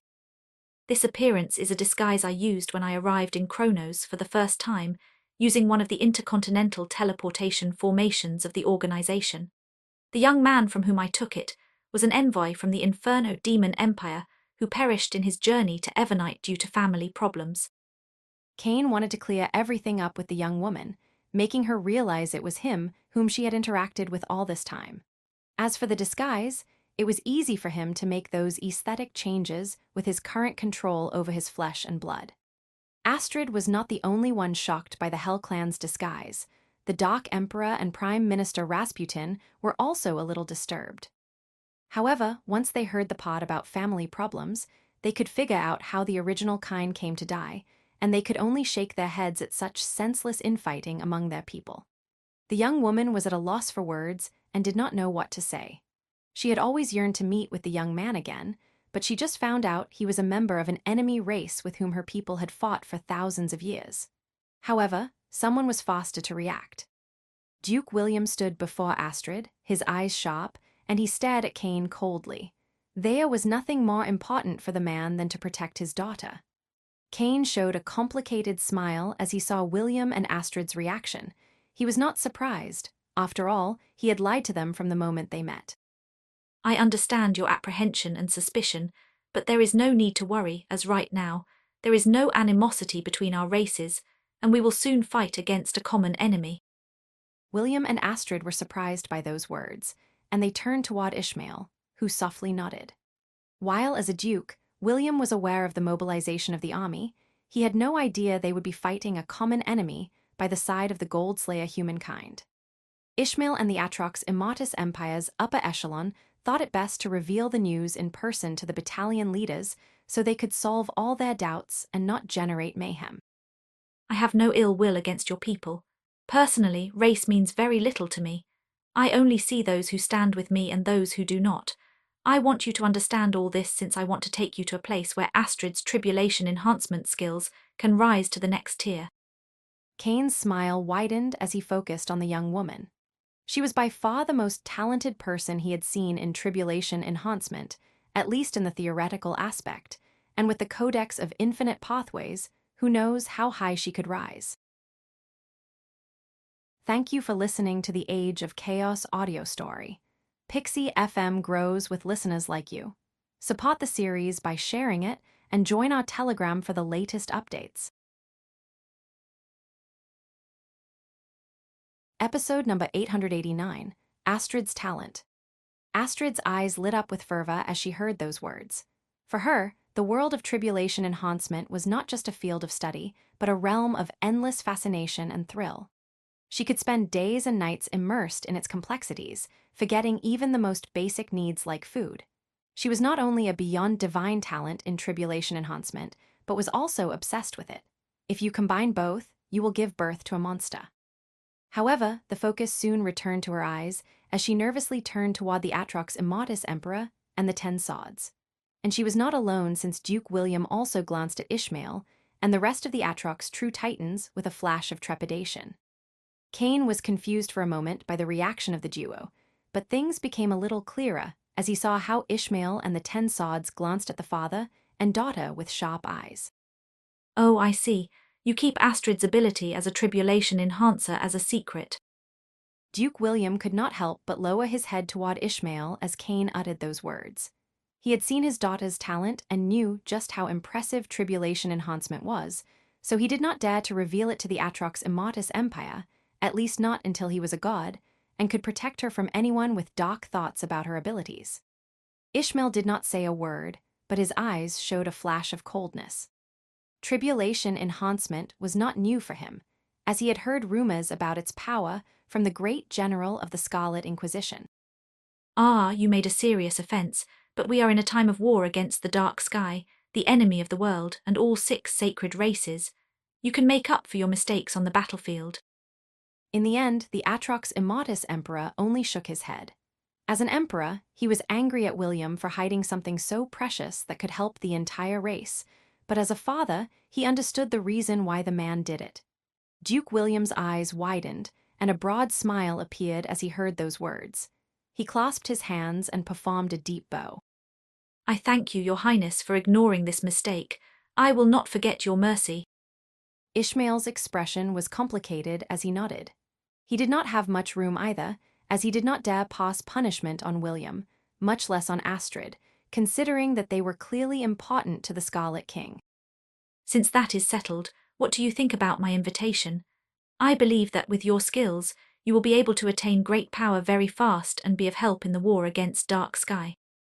Kane smiled toward Astrid and spoke in a voice full of delight and thrill, eager to bring the young woman into the Samsara Arsenal module. It would be a lie to say that Astrid was not interested, but as she looked at Kane, her mind and emotions were still in turmoil. She did not know what the right path would be. Luckily for the young woman, she had help. Several rune masters, genetic coders, wave crafters, and alchemy masters will also march into that training heaven of the Scarlet King. Having a tribulation enhancer in our race will greatly help and save lives, so if the young lady wants to go, she should do it. Ishmael saw the hesitation in Astrid's eyes and chose to intervene. The man was wise, and promoting talent was always a good path, especially if he could gain goodwill from the Scarlet King in the process. The words of encouragement from the Atrox Immatus Emperor dispelled most of Astrid's worries, and as she saw her father nod, approving of her choice, she turned toward Kane with resolution. I am willing to accept your invitation. Great. Kane was thrilled to hear those words from the woman. He was delighted to have her in his group, and while he did not realize it, or maybe just ignored it, a part of him was thrilled she was close and safe during this time of war.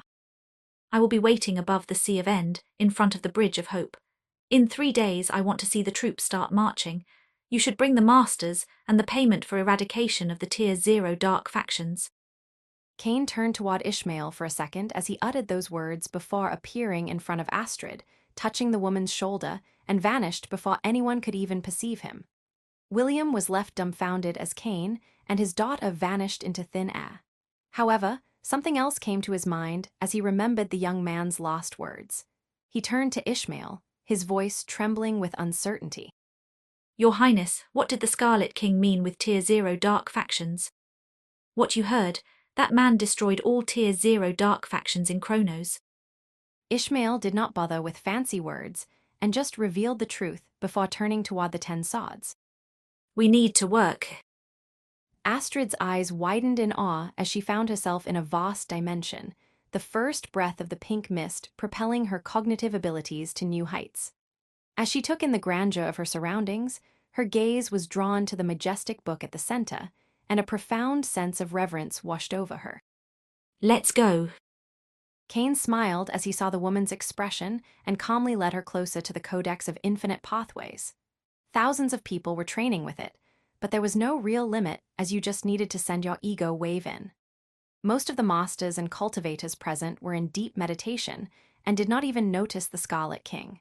However, there were some awake and resting, who immediately focused on Cain's figure and were surprised to see him approaching with a foreign woman.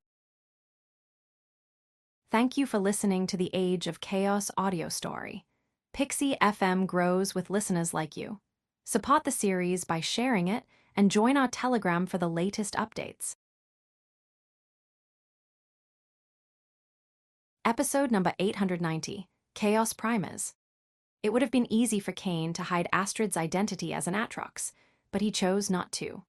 Inclusion and coexistence were critical if they wanted to blend their powers and grow stronger. Although the Atrox race was supposed to be an enemy of the Godslayer humankind, everyone here understood that there was no room for those feelings, as there had to be a common goal in the fight against Dark Sky.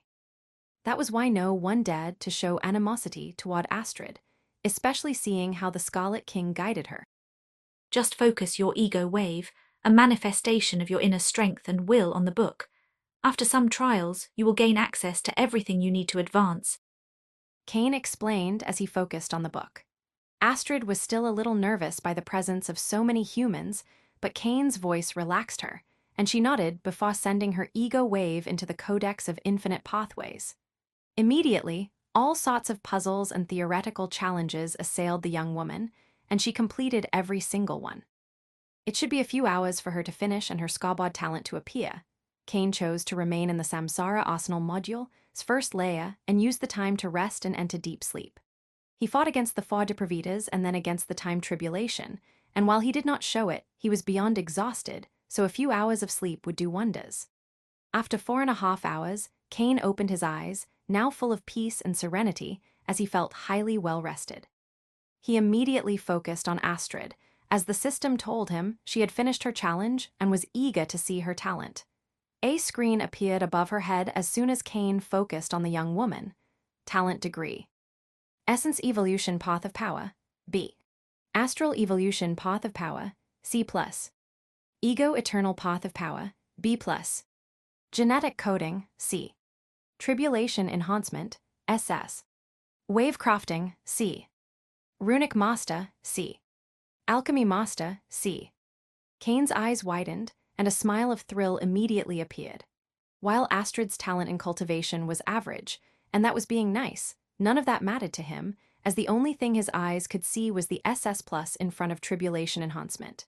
Her talent is even higher than mine. Cain's talent was already beyond divine thanks to his mastery over energy and the help of the enhancement module, allowing his scar to be S+, yet Astrid surpassed him. There were many ways to improve one's talent cultivation, but skill in the professions was much more complicated, so seeing such a heavenly talent made Cain ecstatic. Not to mention that if Astrid were to take Tribulation Enhancement as the center of her path, she could train in cultivation techniques that would use her talent in the profession to improve her cultivation speed. Once she reached the Divine Ascension rank, her inner world would be unique, and she could enhance her talent even more. After conquering the tests and puzzles, Astrid was granted access to the vast sea of knowledge within the Codex of Infinite Pathways. A profound sense of awe and wonder washed over her as she beheld the limitless potential for tribulation enhancement that lay before her. The knowledge in the book would solve almost all her doubts, and show her a path to fuse her profession and cultivation. It was all she wanted and could not even dream of. The young woman turned toward Cain, her face full of delight and happiness as she glanced at the man who had opened the world to her. Yet, as she opened her mouth, she was at a loss for words, as she did not know what to say. Cain's gaze softened as he looked at Astrid. You are important to me, He said, but my focus is on this war right now. We can explore other aspects of our relationship once the battle ends. it would be a lie if Cain said the women were unimportant to him, especially now that his feelings had mysteriously regained their power, but everything else could wait. Astrid stared at Cain for a moment, smiled, and nodded her head, happy with the arrangement. She was not a child, and her childhood disease had trained her will, so she was able to push those chaotic emotions away and focus on the task at hand. The young human and Atrox nodded to each other. Astrid then adopted a meditative position and focused on the Codex of Infinite Pathways. Cain left Astrid alone, rising to the sky of the Samsara Arsenal module, first Leia, and adopted a meditative position. It was finally time to focus on the dark flame inside the grand demonic devourer dimension. He closed his eyes and fully immersed himself in the dark flames, forgetting everything else and using his soul and perception to understand the changes in this one. An entire hour passed before a meaningful light appeared in his eyes. It is similar to the grand sky fiend flame, but it feels much purer, as if layers of wastefulness had been peeled away. As he attempted to figure out the nature of the new flames, Cain turned to the one who was supposed to act as the guide for the system. Apex, can you help me with this? The golden humanite in the deepest part of Cain's soul, heard the question and had been expecting it, so he immediately answered. Normally, the only way a module or tool would change would be through an evolution and the use of destiny force after an improvement of your soul force. However, there is another path, and that is finding the Chaos Primers. Chaos Primers, what is that? Why have you never mentioned it before? Cain was shocked and immediately threw a question. It was the first time he had heard about Chaos Prima, and if it could help him improve his modules, he needed to know it. Thank you for listening to the Age of Chaos audio story. Pixie FM grows with listeners like you. Support the series by sharing it and join our Telegram for the latest updates. Episode number 891, Dark Mist Force. I have told you many times that the absolute life form system cannot make something out of nothing. All your modules are based on a cosmic power or artifact, already present in the universe that the system was able to mimic. The forces around these heavenly treasures are called Chaos Primers, and by using them, you can nurture the modules, making them stronger without the need to improve your soul force or spend any destiny force. There was a solemn tone in the golden humanoid's voice as he uttered those words and paused before continuing. While I can help you, there are limitations to the things I can do or share with you. I only tell you about this since you have already fulfilled the requirements to learn about Chaos Primers. A meaningful light appeared in Cain's eyes as he heard those words. After having unlocked the last of the modules, he believed that the absolute life form system no longer held any secrets for him. But now, faced with the revelation of Chaos Primers, it became clear that his understanding was still shallow. Cain knew that asking about the secrets of the absolute life form system would be pointless, so instead, he focused on what he already knew. So the heavenly treasure that the Gluttony module mimics is related to the Depravita race. Instead of the Depravita race as a whole, I would say that the Gluttony system is connected to the pure energy they used to form the key. That was the reason it acted as a Chaos Primer. Apex gave the most accurate response he could to Cain. I guess I should keep an eye out for Chaos Primers in the future. Cain made sure to remember them, but was not too enthusiastic, as they were not easy to attain. He should have never made contact with a Chaos Prima in Ether in the first place, but the opportunity presented itself in the form of an alien race invasion. Since the changes to the Grand Sky Fiend Flame were already theorized by the Absolute Life Form system, Cain believed that maybe this one could give him a detailed description of this dark flame. System, can you explain to me this new dark flame? Answering Vessel's request, the tool evolved into the Empty Seven Deadly Flames due to the power of Chaos Prima fusing into the Grand Sky Fiend Flame. Empty Seven Deadly Flames. Enhanced consumption. The empty seven deadly flames can now devour any form of energy, matter, or spiritual force with even greater efficiency and scope than the grand sky fiend flame. This includes mystical energies, elemental forces, cosmic energies, and any spiritual or psychic emanations. Adaptive absorption. The flames adapt to the nature of the energy consumed, optimizing their devouring process to maximize intake and minimize waste or resistance. Unlike the grand sky fiend flame that granted the vessels part of the vitality and energy of the consumed object, the empty seven deadly flames consume everything and generate dark mist force. Dark mist force, a unique type of energy characterized by its versatility and potency, born in a superior universe. It is dense with spiritual and elemental energies and overflowing with vitality, making it suitable for every aspect of the vessel's cultivation and existence. Uses of dark mist force. Nurturing the body. Thanks to its ability to replace vitality, and in a lesser form, life force, it can enhance physical strength, durability, and regenerative capabilities. Boosting energy levels. Dark mist force can instantly fuse and replenish energy pools containing lower-level energy. Mental enhancement. Sharpens cognitive functions and psychic abilities by fusing with the vessel's willpower and ego wave. Soul fortification. Strengthens the soul, enhancing spiritual awareness and resistance to soul-based attacks. Once the vessel reaches the soul realm, it can nurture the soul force. To show the true power of the empty seven deadly flames, the vessel must find the chaos primas related to each of the seven unique flames. Cain's eyes widened in awe as he read the description of the dark flames, the empty seven deadly flames.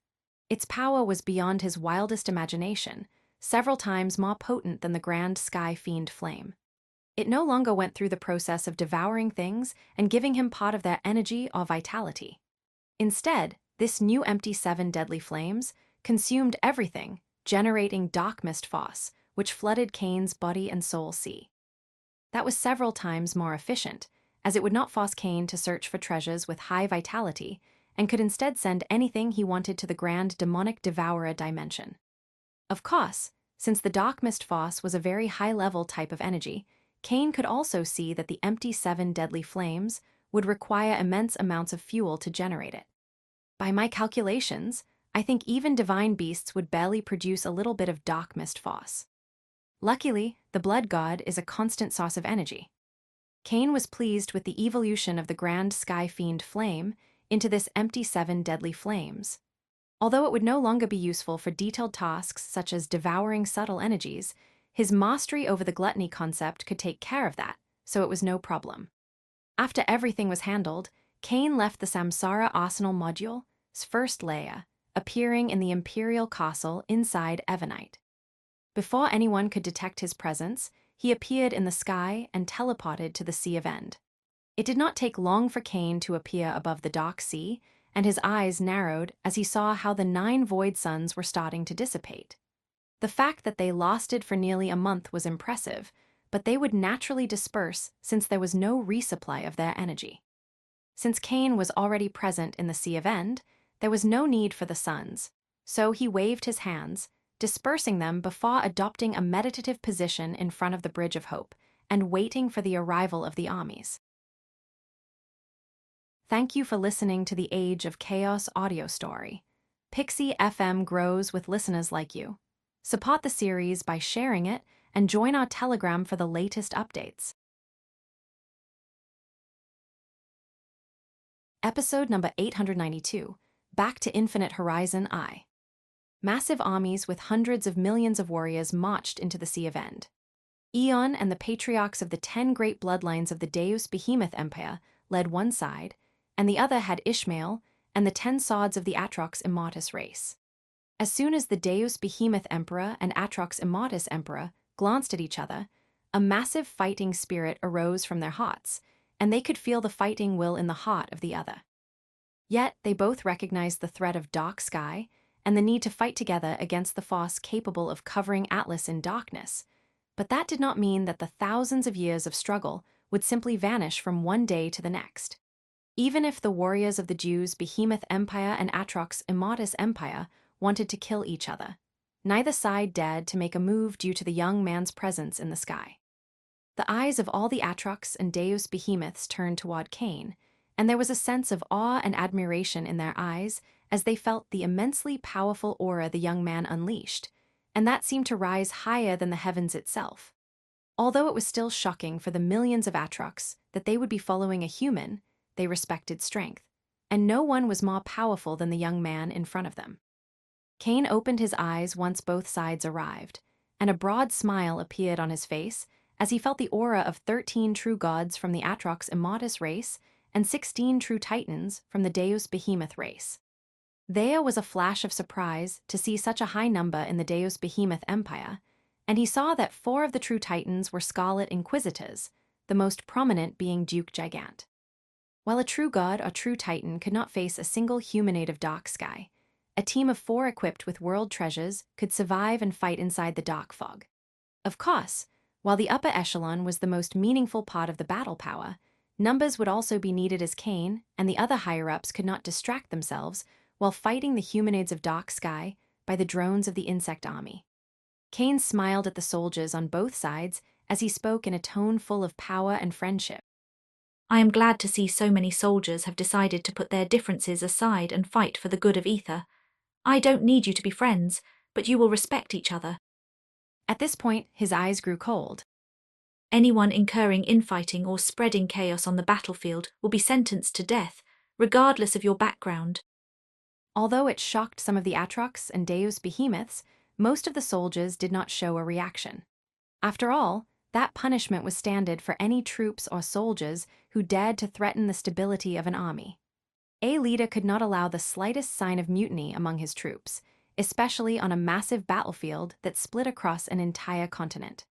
Seeing that everyone understood the seriousness of his words, Cain carried on to the next topic, turning toward the Atrox Immortus Emperor with a meaningful light in his eyes.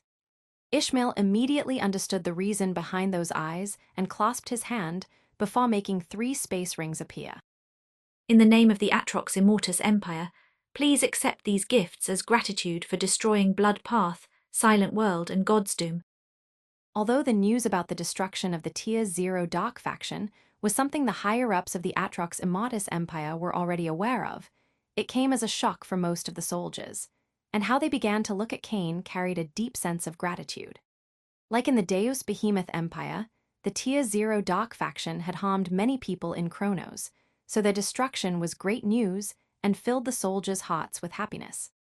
Cain's eyes glowed with red light as he saw how the Atrox began to look at him, and a smile appeared on his face as he nodded toward Ishmael for that flawless performance. His smile grew wider as he saw the evil treasures in the space rings, and it was clear that the Atrox Immortus Emperor did not try to hide anything. I appreciate this handsome reward. I will now access your computer ring and implant the Ouroboros system. Not wasting time, Cain's eyes glowed as he turned toward the Atrox Immortus Empire's army, and the power of the AI chip module flowed through every computer ring. Ishmael, the upper echelon of the Atrox Immortus Empire, and practically every soldier had already heard about the Ouroboros system as the Dark Emperor and Prime Minister Rasputin made a great effort to publicize it. There was no small amount that doubted the tales of such a majestic system. After all, who would empower his enemies? Yet, as they saw the data, it was clear everything was real. There was a clear description of how to win Ouroboros points, and you could track everybody's points through the Ouroboros ranking, making it clear there was no favoritism between the dark races and light races. The fighting will in the hearts of Ishmael, the 10 Swords, and all the Atrox exploded as they saw the majestic rewards in the Ouroboros system. Honor made them march into Atlas and fight against Dark Sky, but if they could become strong and get rewards in the process, all the better. The anticipation for the battle was palpable, filling the air with a charged energy. It is time to march. Cain's voice was loud, drawing back the attention of all the Atrox, and he turned toward the old man from the Nether clan. There was a meaningful light in his eyes as he analyzed all the moves of the Inferno Demon Prime Minister. Thank you for listening to the Age of Chaos audio story. Pixie FM grows with listeners like you. Support the series by sharing it and join our Telegram for the latest updates. Episode number 893, Back to Infinite Horizon if. Prime Minister Rasputin, you will be in charge of allocating the forces and guiding them into the battlefield. I must also rely on you to guide the profession masters to Minxit, who will show them the way into their cultivation heaven. The situation in Infinite Horizon, Atlas, and the Dark Fog's battlefield was full of changes, but Kane was sure the old man from the Nether clan could handle that. I will ensure every detail is flawlessly executed. Prime Minister Rasputin declared, his smile reflecting his determination and a glint of purpose in his eyes as he clasped his hands and made a solemn vow. While the mission might appear straightforward, Kane had entrusted him with a crucial task, a testament to the trust the young man had placed in him, a trust that held immense value for the old man from the Nether clan. Without a moment's delay, Prime Minister Rasputin took charge, guiding the Atrox Immatus Empire's forces through the Bridge of Hope. The bridge could accommodate 1,000 people per second, a significant number, but with millions of soldiers, the process would still take time. Kane did not just wait for the Atrox to pass through the portal, he focused on the forces of the Deus Behemoth Empire. His eyes immediately went to Lord Cabuto and Lord Zagninis, and he could see how the rebirth mark in their hands had vanished. Yet, the duo's auras and vitality were much higher, meaning they had redone their flesh calamity. After that, Kane turned to the rest of the soldiers and interacted with their computer rings. As the Ouroboros system appeared in the computer ring of every single Deus Behemoth, a light full of excitement and thrill sparked in their eyes. While the normal soldiers were awed and shocked by the Ouroboros system, Kane took the opportunity to focus on Ian and the rest of the patriarchs of the 10 great bloodlines. Show me the treasures. As they heard Kane's words, a sharp light appeared in Ian and the rest of the patriarchs, and each of them sent a space ring toward the young man. Of course, Lord Cabuto and Lord Zagninis did not, since they had already used their evil treasures, and Kane performed a tribulation enhancement on them for free. Kane gazed at the space ring, and a large smile appeared. The evil treasures the 8 patriarchs were able to gather did not fall behind that of the Atrox Immatus Empire, and would be enough for several New World treasures. Excellent, you all did a great job. Although it felt odd being praised by a man thousands of years younger than them, all the patriarchs showed great smiles at Kane's words. Deus Behemoth Emperor, step forward. Kane did not make them wait and summoned Ian before making a flame with 22 colors appear. Tribulation enhancement was already widespread among the Deus Behemoth Empire, as hundreds of thousands of soldiers had seen how the Scarlet King performed it on the Scarlet Inquisitors. Eon clenched his fists excitedly as he saw that flame and moved forward before a cocoon of red energy covered his figure. He already knew the process, so he adopted a meditative position as the multicolored flame was released inside the cocoon and covered his body inside and out. The entire Deus Behemoth army saw gargantuan waves of world energy begin to flow into the body of the Deus Behemoth Emperor. The man's vitality, foundation, and constitution improved with every second that passed. As the Atrox Immatus soldiers witnessed the massive increase in power in Ian, their eyes flashed with anticipation. They clenched their fists with battle intent, ready to seize that power for themselves through the Ouroboros system. It took roughly an hour before all the world energy was assimilated inside Ian's body. Once the man opened his eyes, a burst of scorching energy and power rose from every cell of his body, while a smile full of delight and thrill appeared on his face. Ha, yes.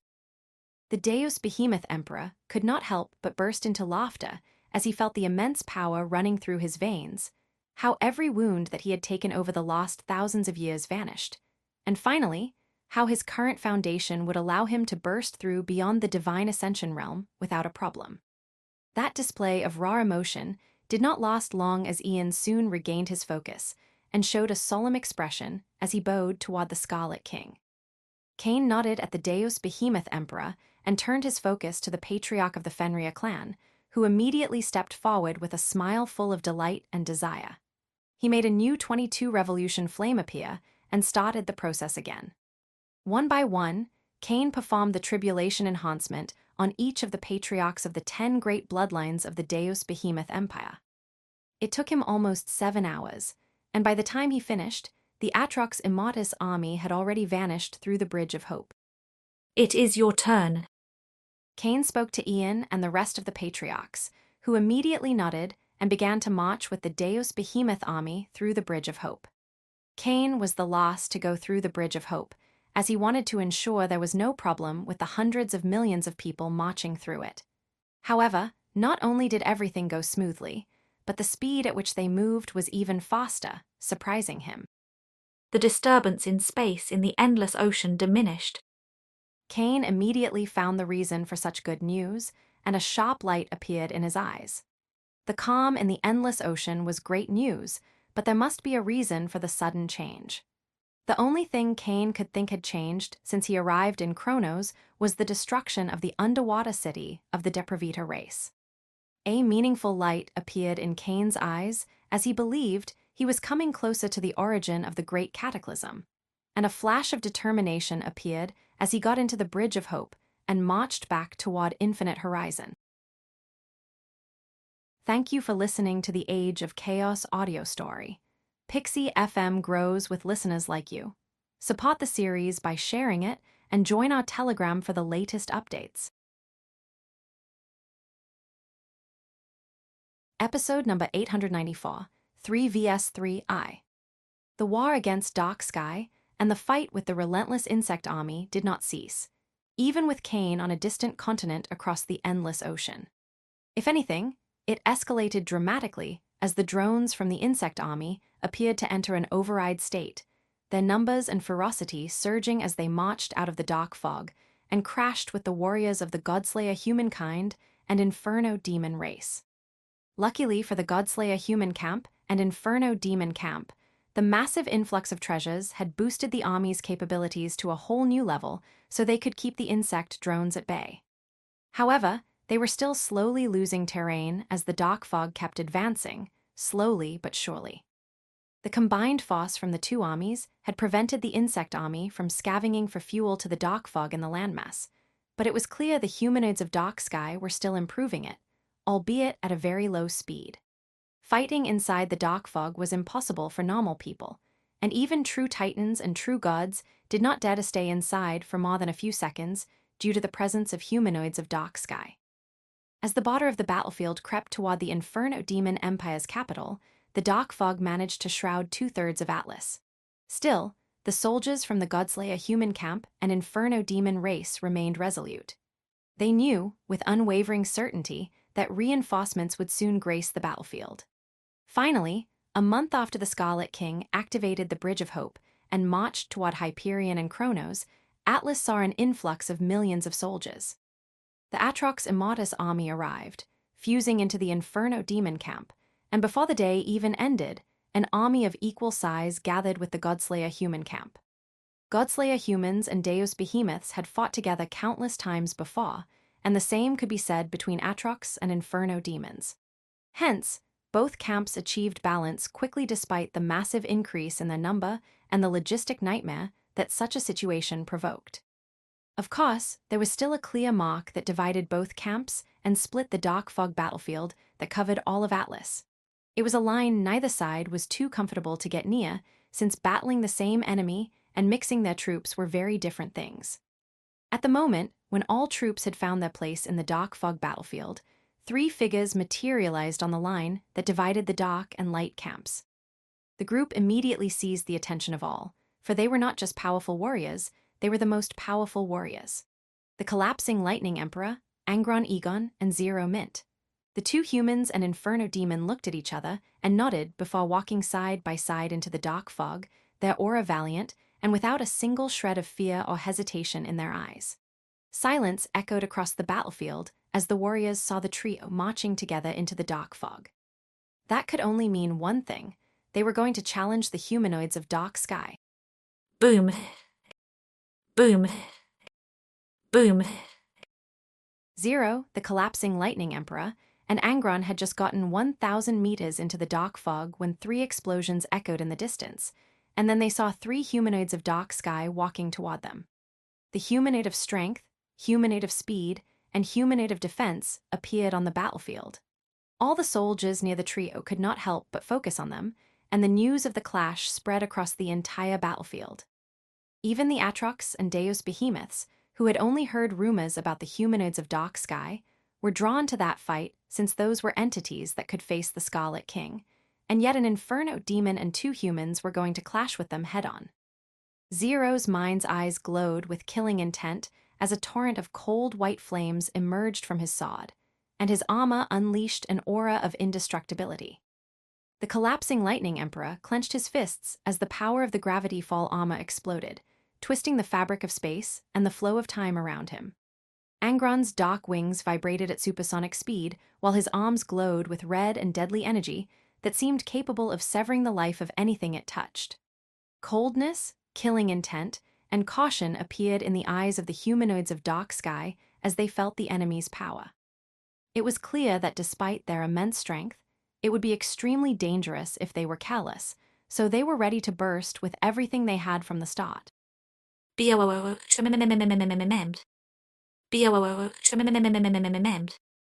Two massive explosions echoed across the dark fog as the two sides blasted toward each other, ready to kill, breaking the ground beneath their feet. The speed humanoid was the first to send an attack, as the woman attempted to take Zero Mint by surprise.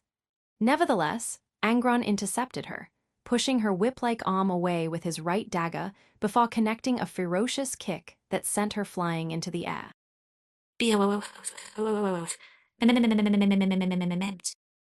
The second clash took place between the Strength humanoid and the collapsing Lightning Emperor. The Emperor of the Godslayer humankind took the lead, tackling the humanoid of Dark Sky and diving into the dark fog. Not even a second later, a new explosion of kinetic energy and cold white flames appeared inside the dark fog as Zero's sword clashed with the left forearm of the defense humanoid. The humanoid of Dark Sky's eyes were cold as he saw the sword cutting into his flesh, but he resisted and used his free arm to connect a ferocious blow towards Zero Mint's head. A powerful kinetic explosion echoed the next second, but that blow, which would have sent anyone else flying away, failed to push back the Inferno demon. Zero Mint felt a metallic taste, and his head buzzed, but a bloody smile appeared as he realized his armor was powerful enough to allow him to take point-blank strikes from the defense humanoid. Thank you for listening to the Age of Chaos audio story. Pixie FM grows with listeners like you. Support the series by sharing it and join our Telegram for the latest updates. Episode number 895, 3 vs 3 Pure ferocity appeared in the eyes of the Inferno demon as he twisted his body, leaving a deep cut in the defense humanoid's forearm before slashing to the chest of the alien monster, leaving a deep trail of black blood. Yes. General Cassidius could not help but shout as excitement and thrill appeared in his eyes, and he was not alone since those feelings burst into the hearts of all the Inferno demons watching the battle. The defense humanoid was supposed to be the invincible monster whose defenses no one could surpass, yet Zero Mint left two deep cuts from the start of the fight. Boom. Boom. Boom. Boom. Boom. Just as Zero Mint left a massive cut in the chest of the defense humanoid, powerful explosions echoed, and everybody saw how the collapsing Lightning Emperor's entire body glowed with burning life force as he blasted the Strength humanoid into the air, each punch sending the monster higher and higher. ZNNNN. The human camp had yet to react to the might of the collapsing Lightning Emperor as they saw how the patriarch of the Egon family chased after the speed humanoid. Anga was weaker than Zero Mint and the collapsing Lightning Emperor, but his abilities and world treasures made him a perfect counter for the speed humanoid. The female humanoid of Dark Sky unleashed all sorts of sonic strikes toward the man, but Anga deviated them with his dagger before immediately countering. Even the slightest cut he left caused a deep wound on the speed humanoid due to the power of his Deathbringer rune. Crush them. The Diamond Saint Duke shouted with a broad smile as he and the soldiers saw the performance of the collapsing Lightning Emperor and Anga. Yes, kill them. Cut them to pieces. Shatter their heads. Take out their hearts. Screams full of vigor and clamoring for blood echoed across the entire Dark Fog's battlefield, shocking the Deus Behemoths and Atrox. The two races had just joined the battlefield, so they could not understand just how meaningful this battle was for those who had fought for months against Dark Sky. A feeling of fervor and optimism began to rise in the hearts of the Inferno demons and Godslayer humans as they saw the trio taking on, harming, and overwhelming the humanoids of Dark Sky. It was not the first time that the humanoids of Dark Sky took wounds, but the only one that was able to truly damage these monsters was the Scarlet King, and seeing the trio do the same had a much more significant meaning. The Scarlet King was too high, too aloof. He was a monster in his own league that no one even bothered to compare themselves to. If he did something, it was because he was the Scarlet King, but things were different with the trio. Inferno demons and Godslayer humans had considered the humanoids of Dark Sky as unbeatable entities, but seeing people like Zero Mint, the Collapsing Lightning Emperor, and Anga harm them, an idea appeared in their minds and hearts. If they worked hard enough and obtained enough treasure, then maybe in the near future, they could also fight the humanoids of Dark Sky head-on. If they could fight them, they could kill them, and if they could kill them, then why would they fear them?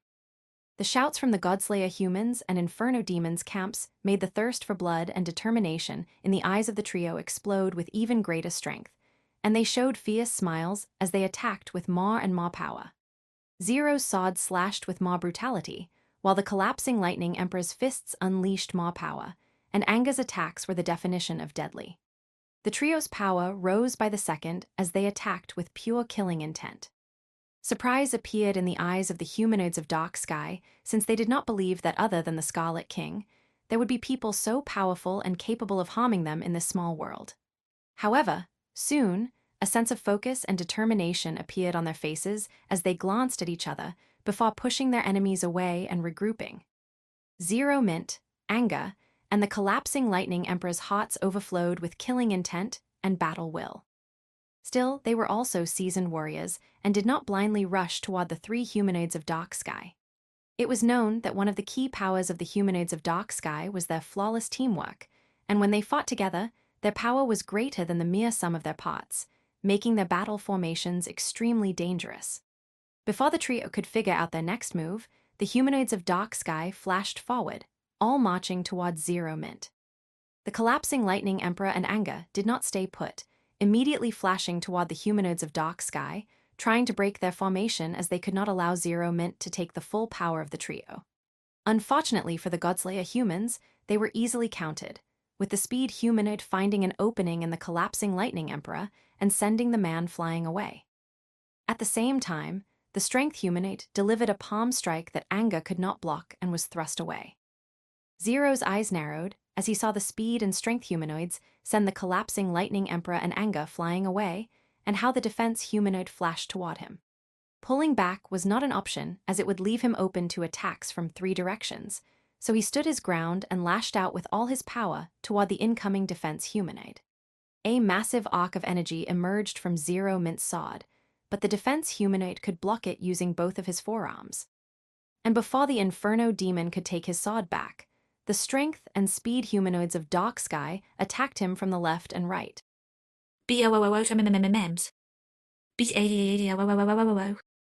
A massive punch and kinetic blast landed straight into Zero Mint's chest, and even with the overwhelming defenses of his armor, he was sent flying away while puking blood.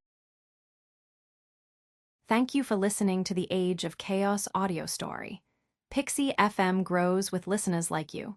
Support the series by sharing it and join our Telegram for the latest updates. Episode number 896, 3 vs 3 EI. The battle between Zero Mint, the Collapsing Lightning Emperor, and the Patriarch of the Egon family against the 3 humanoids of Dark Sky took a sharp turn from the moment the aliens decided to deploy their teamwork. Unlike the humans and Inferno demons, who were fighting together, but unleashing their own moves individually, the 3 humanoids of Dark Sky acted like a single force. The humanoids of Dark Sky were able to complement each other's strengths while protecting their weaknesses. That flawless teamwork and skills slowly began to drive their opponents to the ground. The Collapsing Lightning Emperor, Zero and Anga were doing all that they could, deploying with their most extraordinary skills and utilizing the unique abilities of their world treasures. Still, moving independently was not working, as they could not find a single opening in the humanoids of Dark Sky that way. They were slowly, but surely being defeated. The cries of fear and thrill coming from the Godslayer humans and Inferno demons died down, and the soldiers could only look with downcast expressions as even their best warriors were being crushed by the power of the humanoids of Dark Sky. No matter how much they hated it, the humanoids of Dark Sky's teamwork was simply too flawless. On the other hand, the collapsing Lightning Emperor and Anga could not truly adapt to Zero Mint's battle style. It wasn't just battle skill or talent, but trust that was required for proper teamwork. How could humans and an Inferno demon fight as one since they had been enemies for thousands of years? It was simply impossible, or at least that was what everybody came to accept and believe as an infallible truth. Yet, 5 minutes later, the two Godslayer humans and the Inferno demon pushed back the humanoids of Dark Sky and stood next to each other before glancing into their eyes. Zero, the collapsing Lightning Emperor, and Anga were riddled with wounds due to the lost clashes, yet their battle spirit only burst as they showed bloody smiles and nodded to each other. The antisocial Inferno demon took the lead, while the Emperor of the Godslayer humankind positioned himself 1 step behind to the left, and the Master Assassin was 2 steps in the back, right in the middle of the duo. The strongest warrior of the Inferno demon race and the 2 masters of the Godslayer humankind had just adopted a battle formation, and their killing intent exploded as they flashed as one toward the humanoids of Dark Sky. The strength humanoid, defense humanoid, and speed humanoid could not help but frown before sneering as they saw the trio flashing toward them. A battle formation was not something you could just form in the heat of the battle, and the only thing the humans and Inferno demon would get with this charade was embarrassing themselves. Without fear or hesitation, the humanoids of Dark Sky flashed forward, ready to prove to the insufferable warriors of the sacred race just how weak they were and crush their battle formation. Zero and the defense humanoid were the first to clash, once again the sword and forearms colliding. Still, this time, the collapsing Lightning Emperor dived beneath the strike and tackled the alien monster, flashing into the distance. While the collapsing Lightning Emperor took away the defense humanoid, the strength humanoid and speed humanoid lunged toward Zero with killing intent, but now it was time for Anga to act. The wings of the dark armor glowed, allowing the Master Assassin to appear before the speed humanoid and send the female flying into the sky with a ferocious kick. The strength humanoid's eyes widened as he saw that kick, but killing intent appeared in his eyes. In that last attack, Anga left himself exposed to a strike, and the humanoid would take advantage. The alien monster's fists carried immense power as it sought to destroy the Godslayer human. However, before the strength humanoid could connect his attack, Zero flashed forward and grabbed Anga, embracing and protecting the human with his own body. Zero Mint's entire body trembled as the strength humanoid connected a direct blow on his back, but he endured. The alien monster was ready to trigger a barrage of strikes. Nevertheless, the collapsing Lightning Emperor returned at the perfect moment, sending the alien flying away with a single tackle. Not even a second later, Zero Mint, who had just embraced Anga, threw the man like a missile into the sky. Had the human resisted in the slightest way or shown any hesitation, the thrust would have failed, but as Anga put his life in the hands of the Inferno demon, that thrust left him right in front of the speed humanoid. The speed humanoid had just regained control over her body when Anga appeared in front of her, and before she could do anything, the human used the dagger and cut her chest. The wound was not too deep, but the effect of the Deathbringer rune activated the next second, making a jet of dark blood spurt from the female humanoid of Dark Sky, who immediately flashed away. Anga smiled as he saw that wound, but did not chase the woman. Instead, he dipped back into the ground and appeared next to Zero, along with the collapsing Lightning Emperor. The two Godslayer humans and the Inferno demon did not say a single word, yet they placed their backs against each other as they kept their eyes focused on the humanoids of Dark Sky. A feeling of absolute awe and shock assaulted the hearts and souls of the Inferno demons and Godslayer humans, and it extended to the Deus Behemoths and Atrox Immortus. The trio was supposed to be part of two sides that could not possibly work together, yet they did flawlessly, putting their lives in the hands of the other. In doing so, they surpassed the teamwork of Dark Sky and sent the humanoids flying away with deep bleeding wounds. Thank you for listening to the Age of Chaos audio story. Pixie FM grows with listeners like you. Support the series by sharing it and join our Telegram for the latest updates. Episode number 897, The End of the Defense Humanoid. There was pure rage on the faces of the humanoids of Dark Sky. It was one thing if the warriors of the sacred races could surpass them in individual power, but to think that even in terms of teamwork, they were being surpassed was simply unacceptable. Each of the humanoids of Dark Sky clenched their fists as their killing intent exploded. After taking those wounds, the trio immediately regrouped before flashing toward the humans and Inferno Demon. Zero, the collapsing Lightning Emperor, and Anga saw the charge full of killing intent from the humanoids of Dark Sky, but they just smiled as they flashed toward their enemies. Their battle formation was still strong as they started the next round of their clash. The battlefield grew more and more fierce, with deep and severe wounds appearing on each side. Both sides were moving so fast and unleashed attacks with so much power that anyone beneath the Divine Ascension realm could only see a blur. Anga and Zero unleashed fierce slashes without hesitation or fear of leaving an opening, as they knew that the collapsing Lightning Emperor would protect them. Of course, that meant that the Emperor of the Godslayer humankind received profound and severe injuries, but no matter how serious the wounds were, he would instantly heal from all the damage, just like the Scarlet King. Thanks to being in charge of the sacrifices to the Samsara flame for the last months, the collapsing Lightning Emperor obtained a Tier III rebirth mark, which granted him a pseudo-immortal body. The humanoids of Dark Sky did not have that luxury, and every wound they took remained in their bodies, and the injuries worsened over time. The ones performed by Anga carried a toxic and noxious energy that latched into the open wounds, stopping their closure and corroding everything around, while the cuts left by Zero were covered in white embers that drained vitality, enhancing their damage. All the warriors in the Light Camp and Dark Camp near the fight focused solely on the amazing feats of power and skills of the Inferno Demons and the two Godslayer humans. Every move they made was extremely dangerous, and if one side were to make the slightest mistake or hesitate for even a second, showing any doubt, their formation would shatter, leaving all of them in immense danger.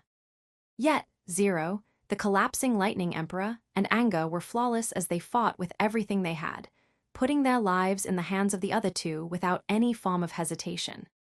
For over 30 minutes, a battle that defied the perception of all the warriors of the sacred races took place, until, finally, it reached its peak as Zero sent the defense humanoid crashing down, embedding this one into the ground.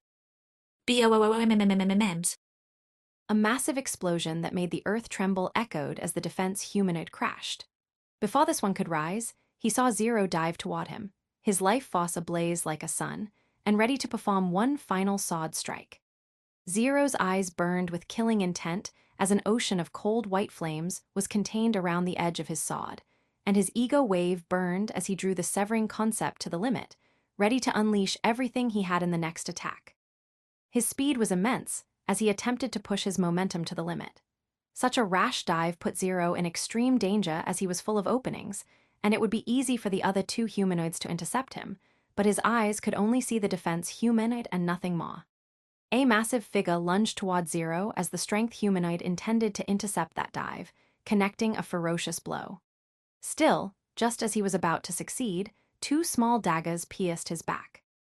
Anga's eyes were bloodshot due to exhaustion, but an ember of energy was left in his body, and he used that to perform this final attack. It was not enough to cripple the massive strength humanoid, but it was capable of freezing his movement for an instant, more than enough for Zero to carry on his way.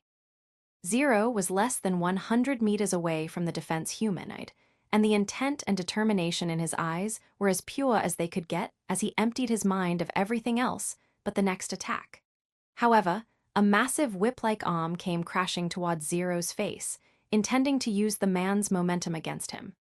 The speed humanoid's body was riddled with deep wounds, but she still attacked with all her power. Just as the speed humanoid was about to land her strike, saving the defense humanoid and landing a devastating strike on Zero Mint. A monstrous gravitational force struck her body. The collapsing Lightning Emperor had used his trump card, generating a gravitational pull that drew the woman toward him and away from Zero Mint. Finally, there was nothing more between Zero Mint and the defense humanoid of Dark Sky. The man's eyes were clear and pure as they glowed with a red light, and there was a sense of purpose that seemed to evoke from the deepest corner of his soul as he waved his sword, unleashing all his energy, power, concept, and momentum in the slash. CNN. The sound of space sundering and half-echoed across several sectors, and everybody watching the battle saw with awe how the ground split in half for thousands of kilometers. The cut in the earth was hundreds of kilometers deep, and the heat in the strike was so intense that it managed to crystallize the earth. It was by far the most powerful attack that Zero Mint had unleashed since he gained that majestic and demonic sword. However, what truly mattered and left the people from the dark and light camps in shock, disbelief, and utter pure delight was seeing how the body of the mighty defense humanoid of Dark Sky had been divided into two equal parts. Thank you for listening to the Age of Chaos audio story. Pixie FM grows with listeners like you. Support the series by sharing it and join our Telegram for the latest updates. Episode number 898, Dark Sky and the Depravita Race, I. From the top of the alien monster's head to the neck, coursing through the chest, and reaching all the way to the groin, the defense humanoid of Dark Sky had a cut that split him into two equal parts. The Godslayer humankind and Inferno demon race soldiers, who had fought relentlessly in the Dark Fog battlefield, were struck with disbelief. A humanoid of Dark Sky, an alien monster that seemed immortal, had been felled, and the culprit was Zero Mint. Hope. An immense and overwhelming hope rose in the hearts of all the soldiers as they saw how the invincible enemies could die. It was only after executing that devastating strike that Zero Mint's eyes regained their focus. Even he was taken aback by the sheer power he had just unleashed. A smile crept onto his face, but it was short-lived as his instincts began to scream the next second. The two halves of the defense humanoid's chest began to radiate with an ominous glow. In the blink of an eye, a cataclysmic explosion erupted, engulfing Zero Mint in its deadly embrace. The people were shocked by the immense explosion, and dread soon appeared in the hearts of those in the light camp and dark camp, fearful of what might have happened to Zero Mint. While the Inferno demon was immensely powerful, he was badly wounded, had used all his energy, and even burned his life force in that last strike, so they dreaded what might have occurred to him. Luckily, their fear faded the next second as they saw the Scarlet King rising from the explosion carrying the wounded Inferno demon. No one had detected Kane's presence, but it seemed he had been watching the battle and acted at the exact right moment to save Zero Mint's life. Zero's eyes widened as he saw the Scarlet King, and before he could say a word, the young man thrust his body out of the dark fog. He did not resist. After all, his body had no more energy left, and it was better if he left. Pull back as well. Kane immediately shouted toward the collapsing Lightning Emperor and Anga. While the duo had the upper hand over the humanoids of Dark Sky, they did not hesitate before leaving the alien monster and flashing out of the dark fog. Kane smiled at the duo as he saw them leaving, and he was beyond happy with their performance. They showed flawless teamwork between an Inferno demon and two Godslayer humans was possible. In doing so, they also took the life of a humanoid of Dark Sky, not just any of them, but the alien known for his defensive abilities. That performance would definitely raise the morale of the light and dark camps and show them that they could rise beyond their racial differences and act as one force. Kane could have used his own power to try and kill a humanoid of Dark Sky, but he was sure the effect would not have been nearly as intense in the mentality of the armies, which was why he limited himself to watching until his interference was truly needed.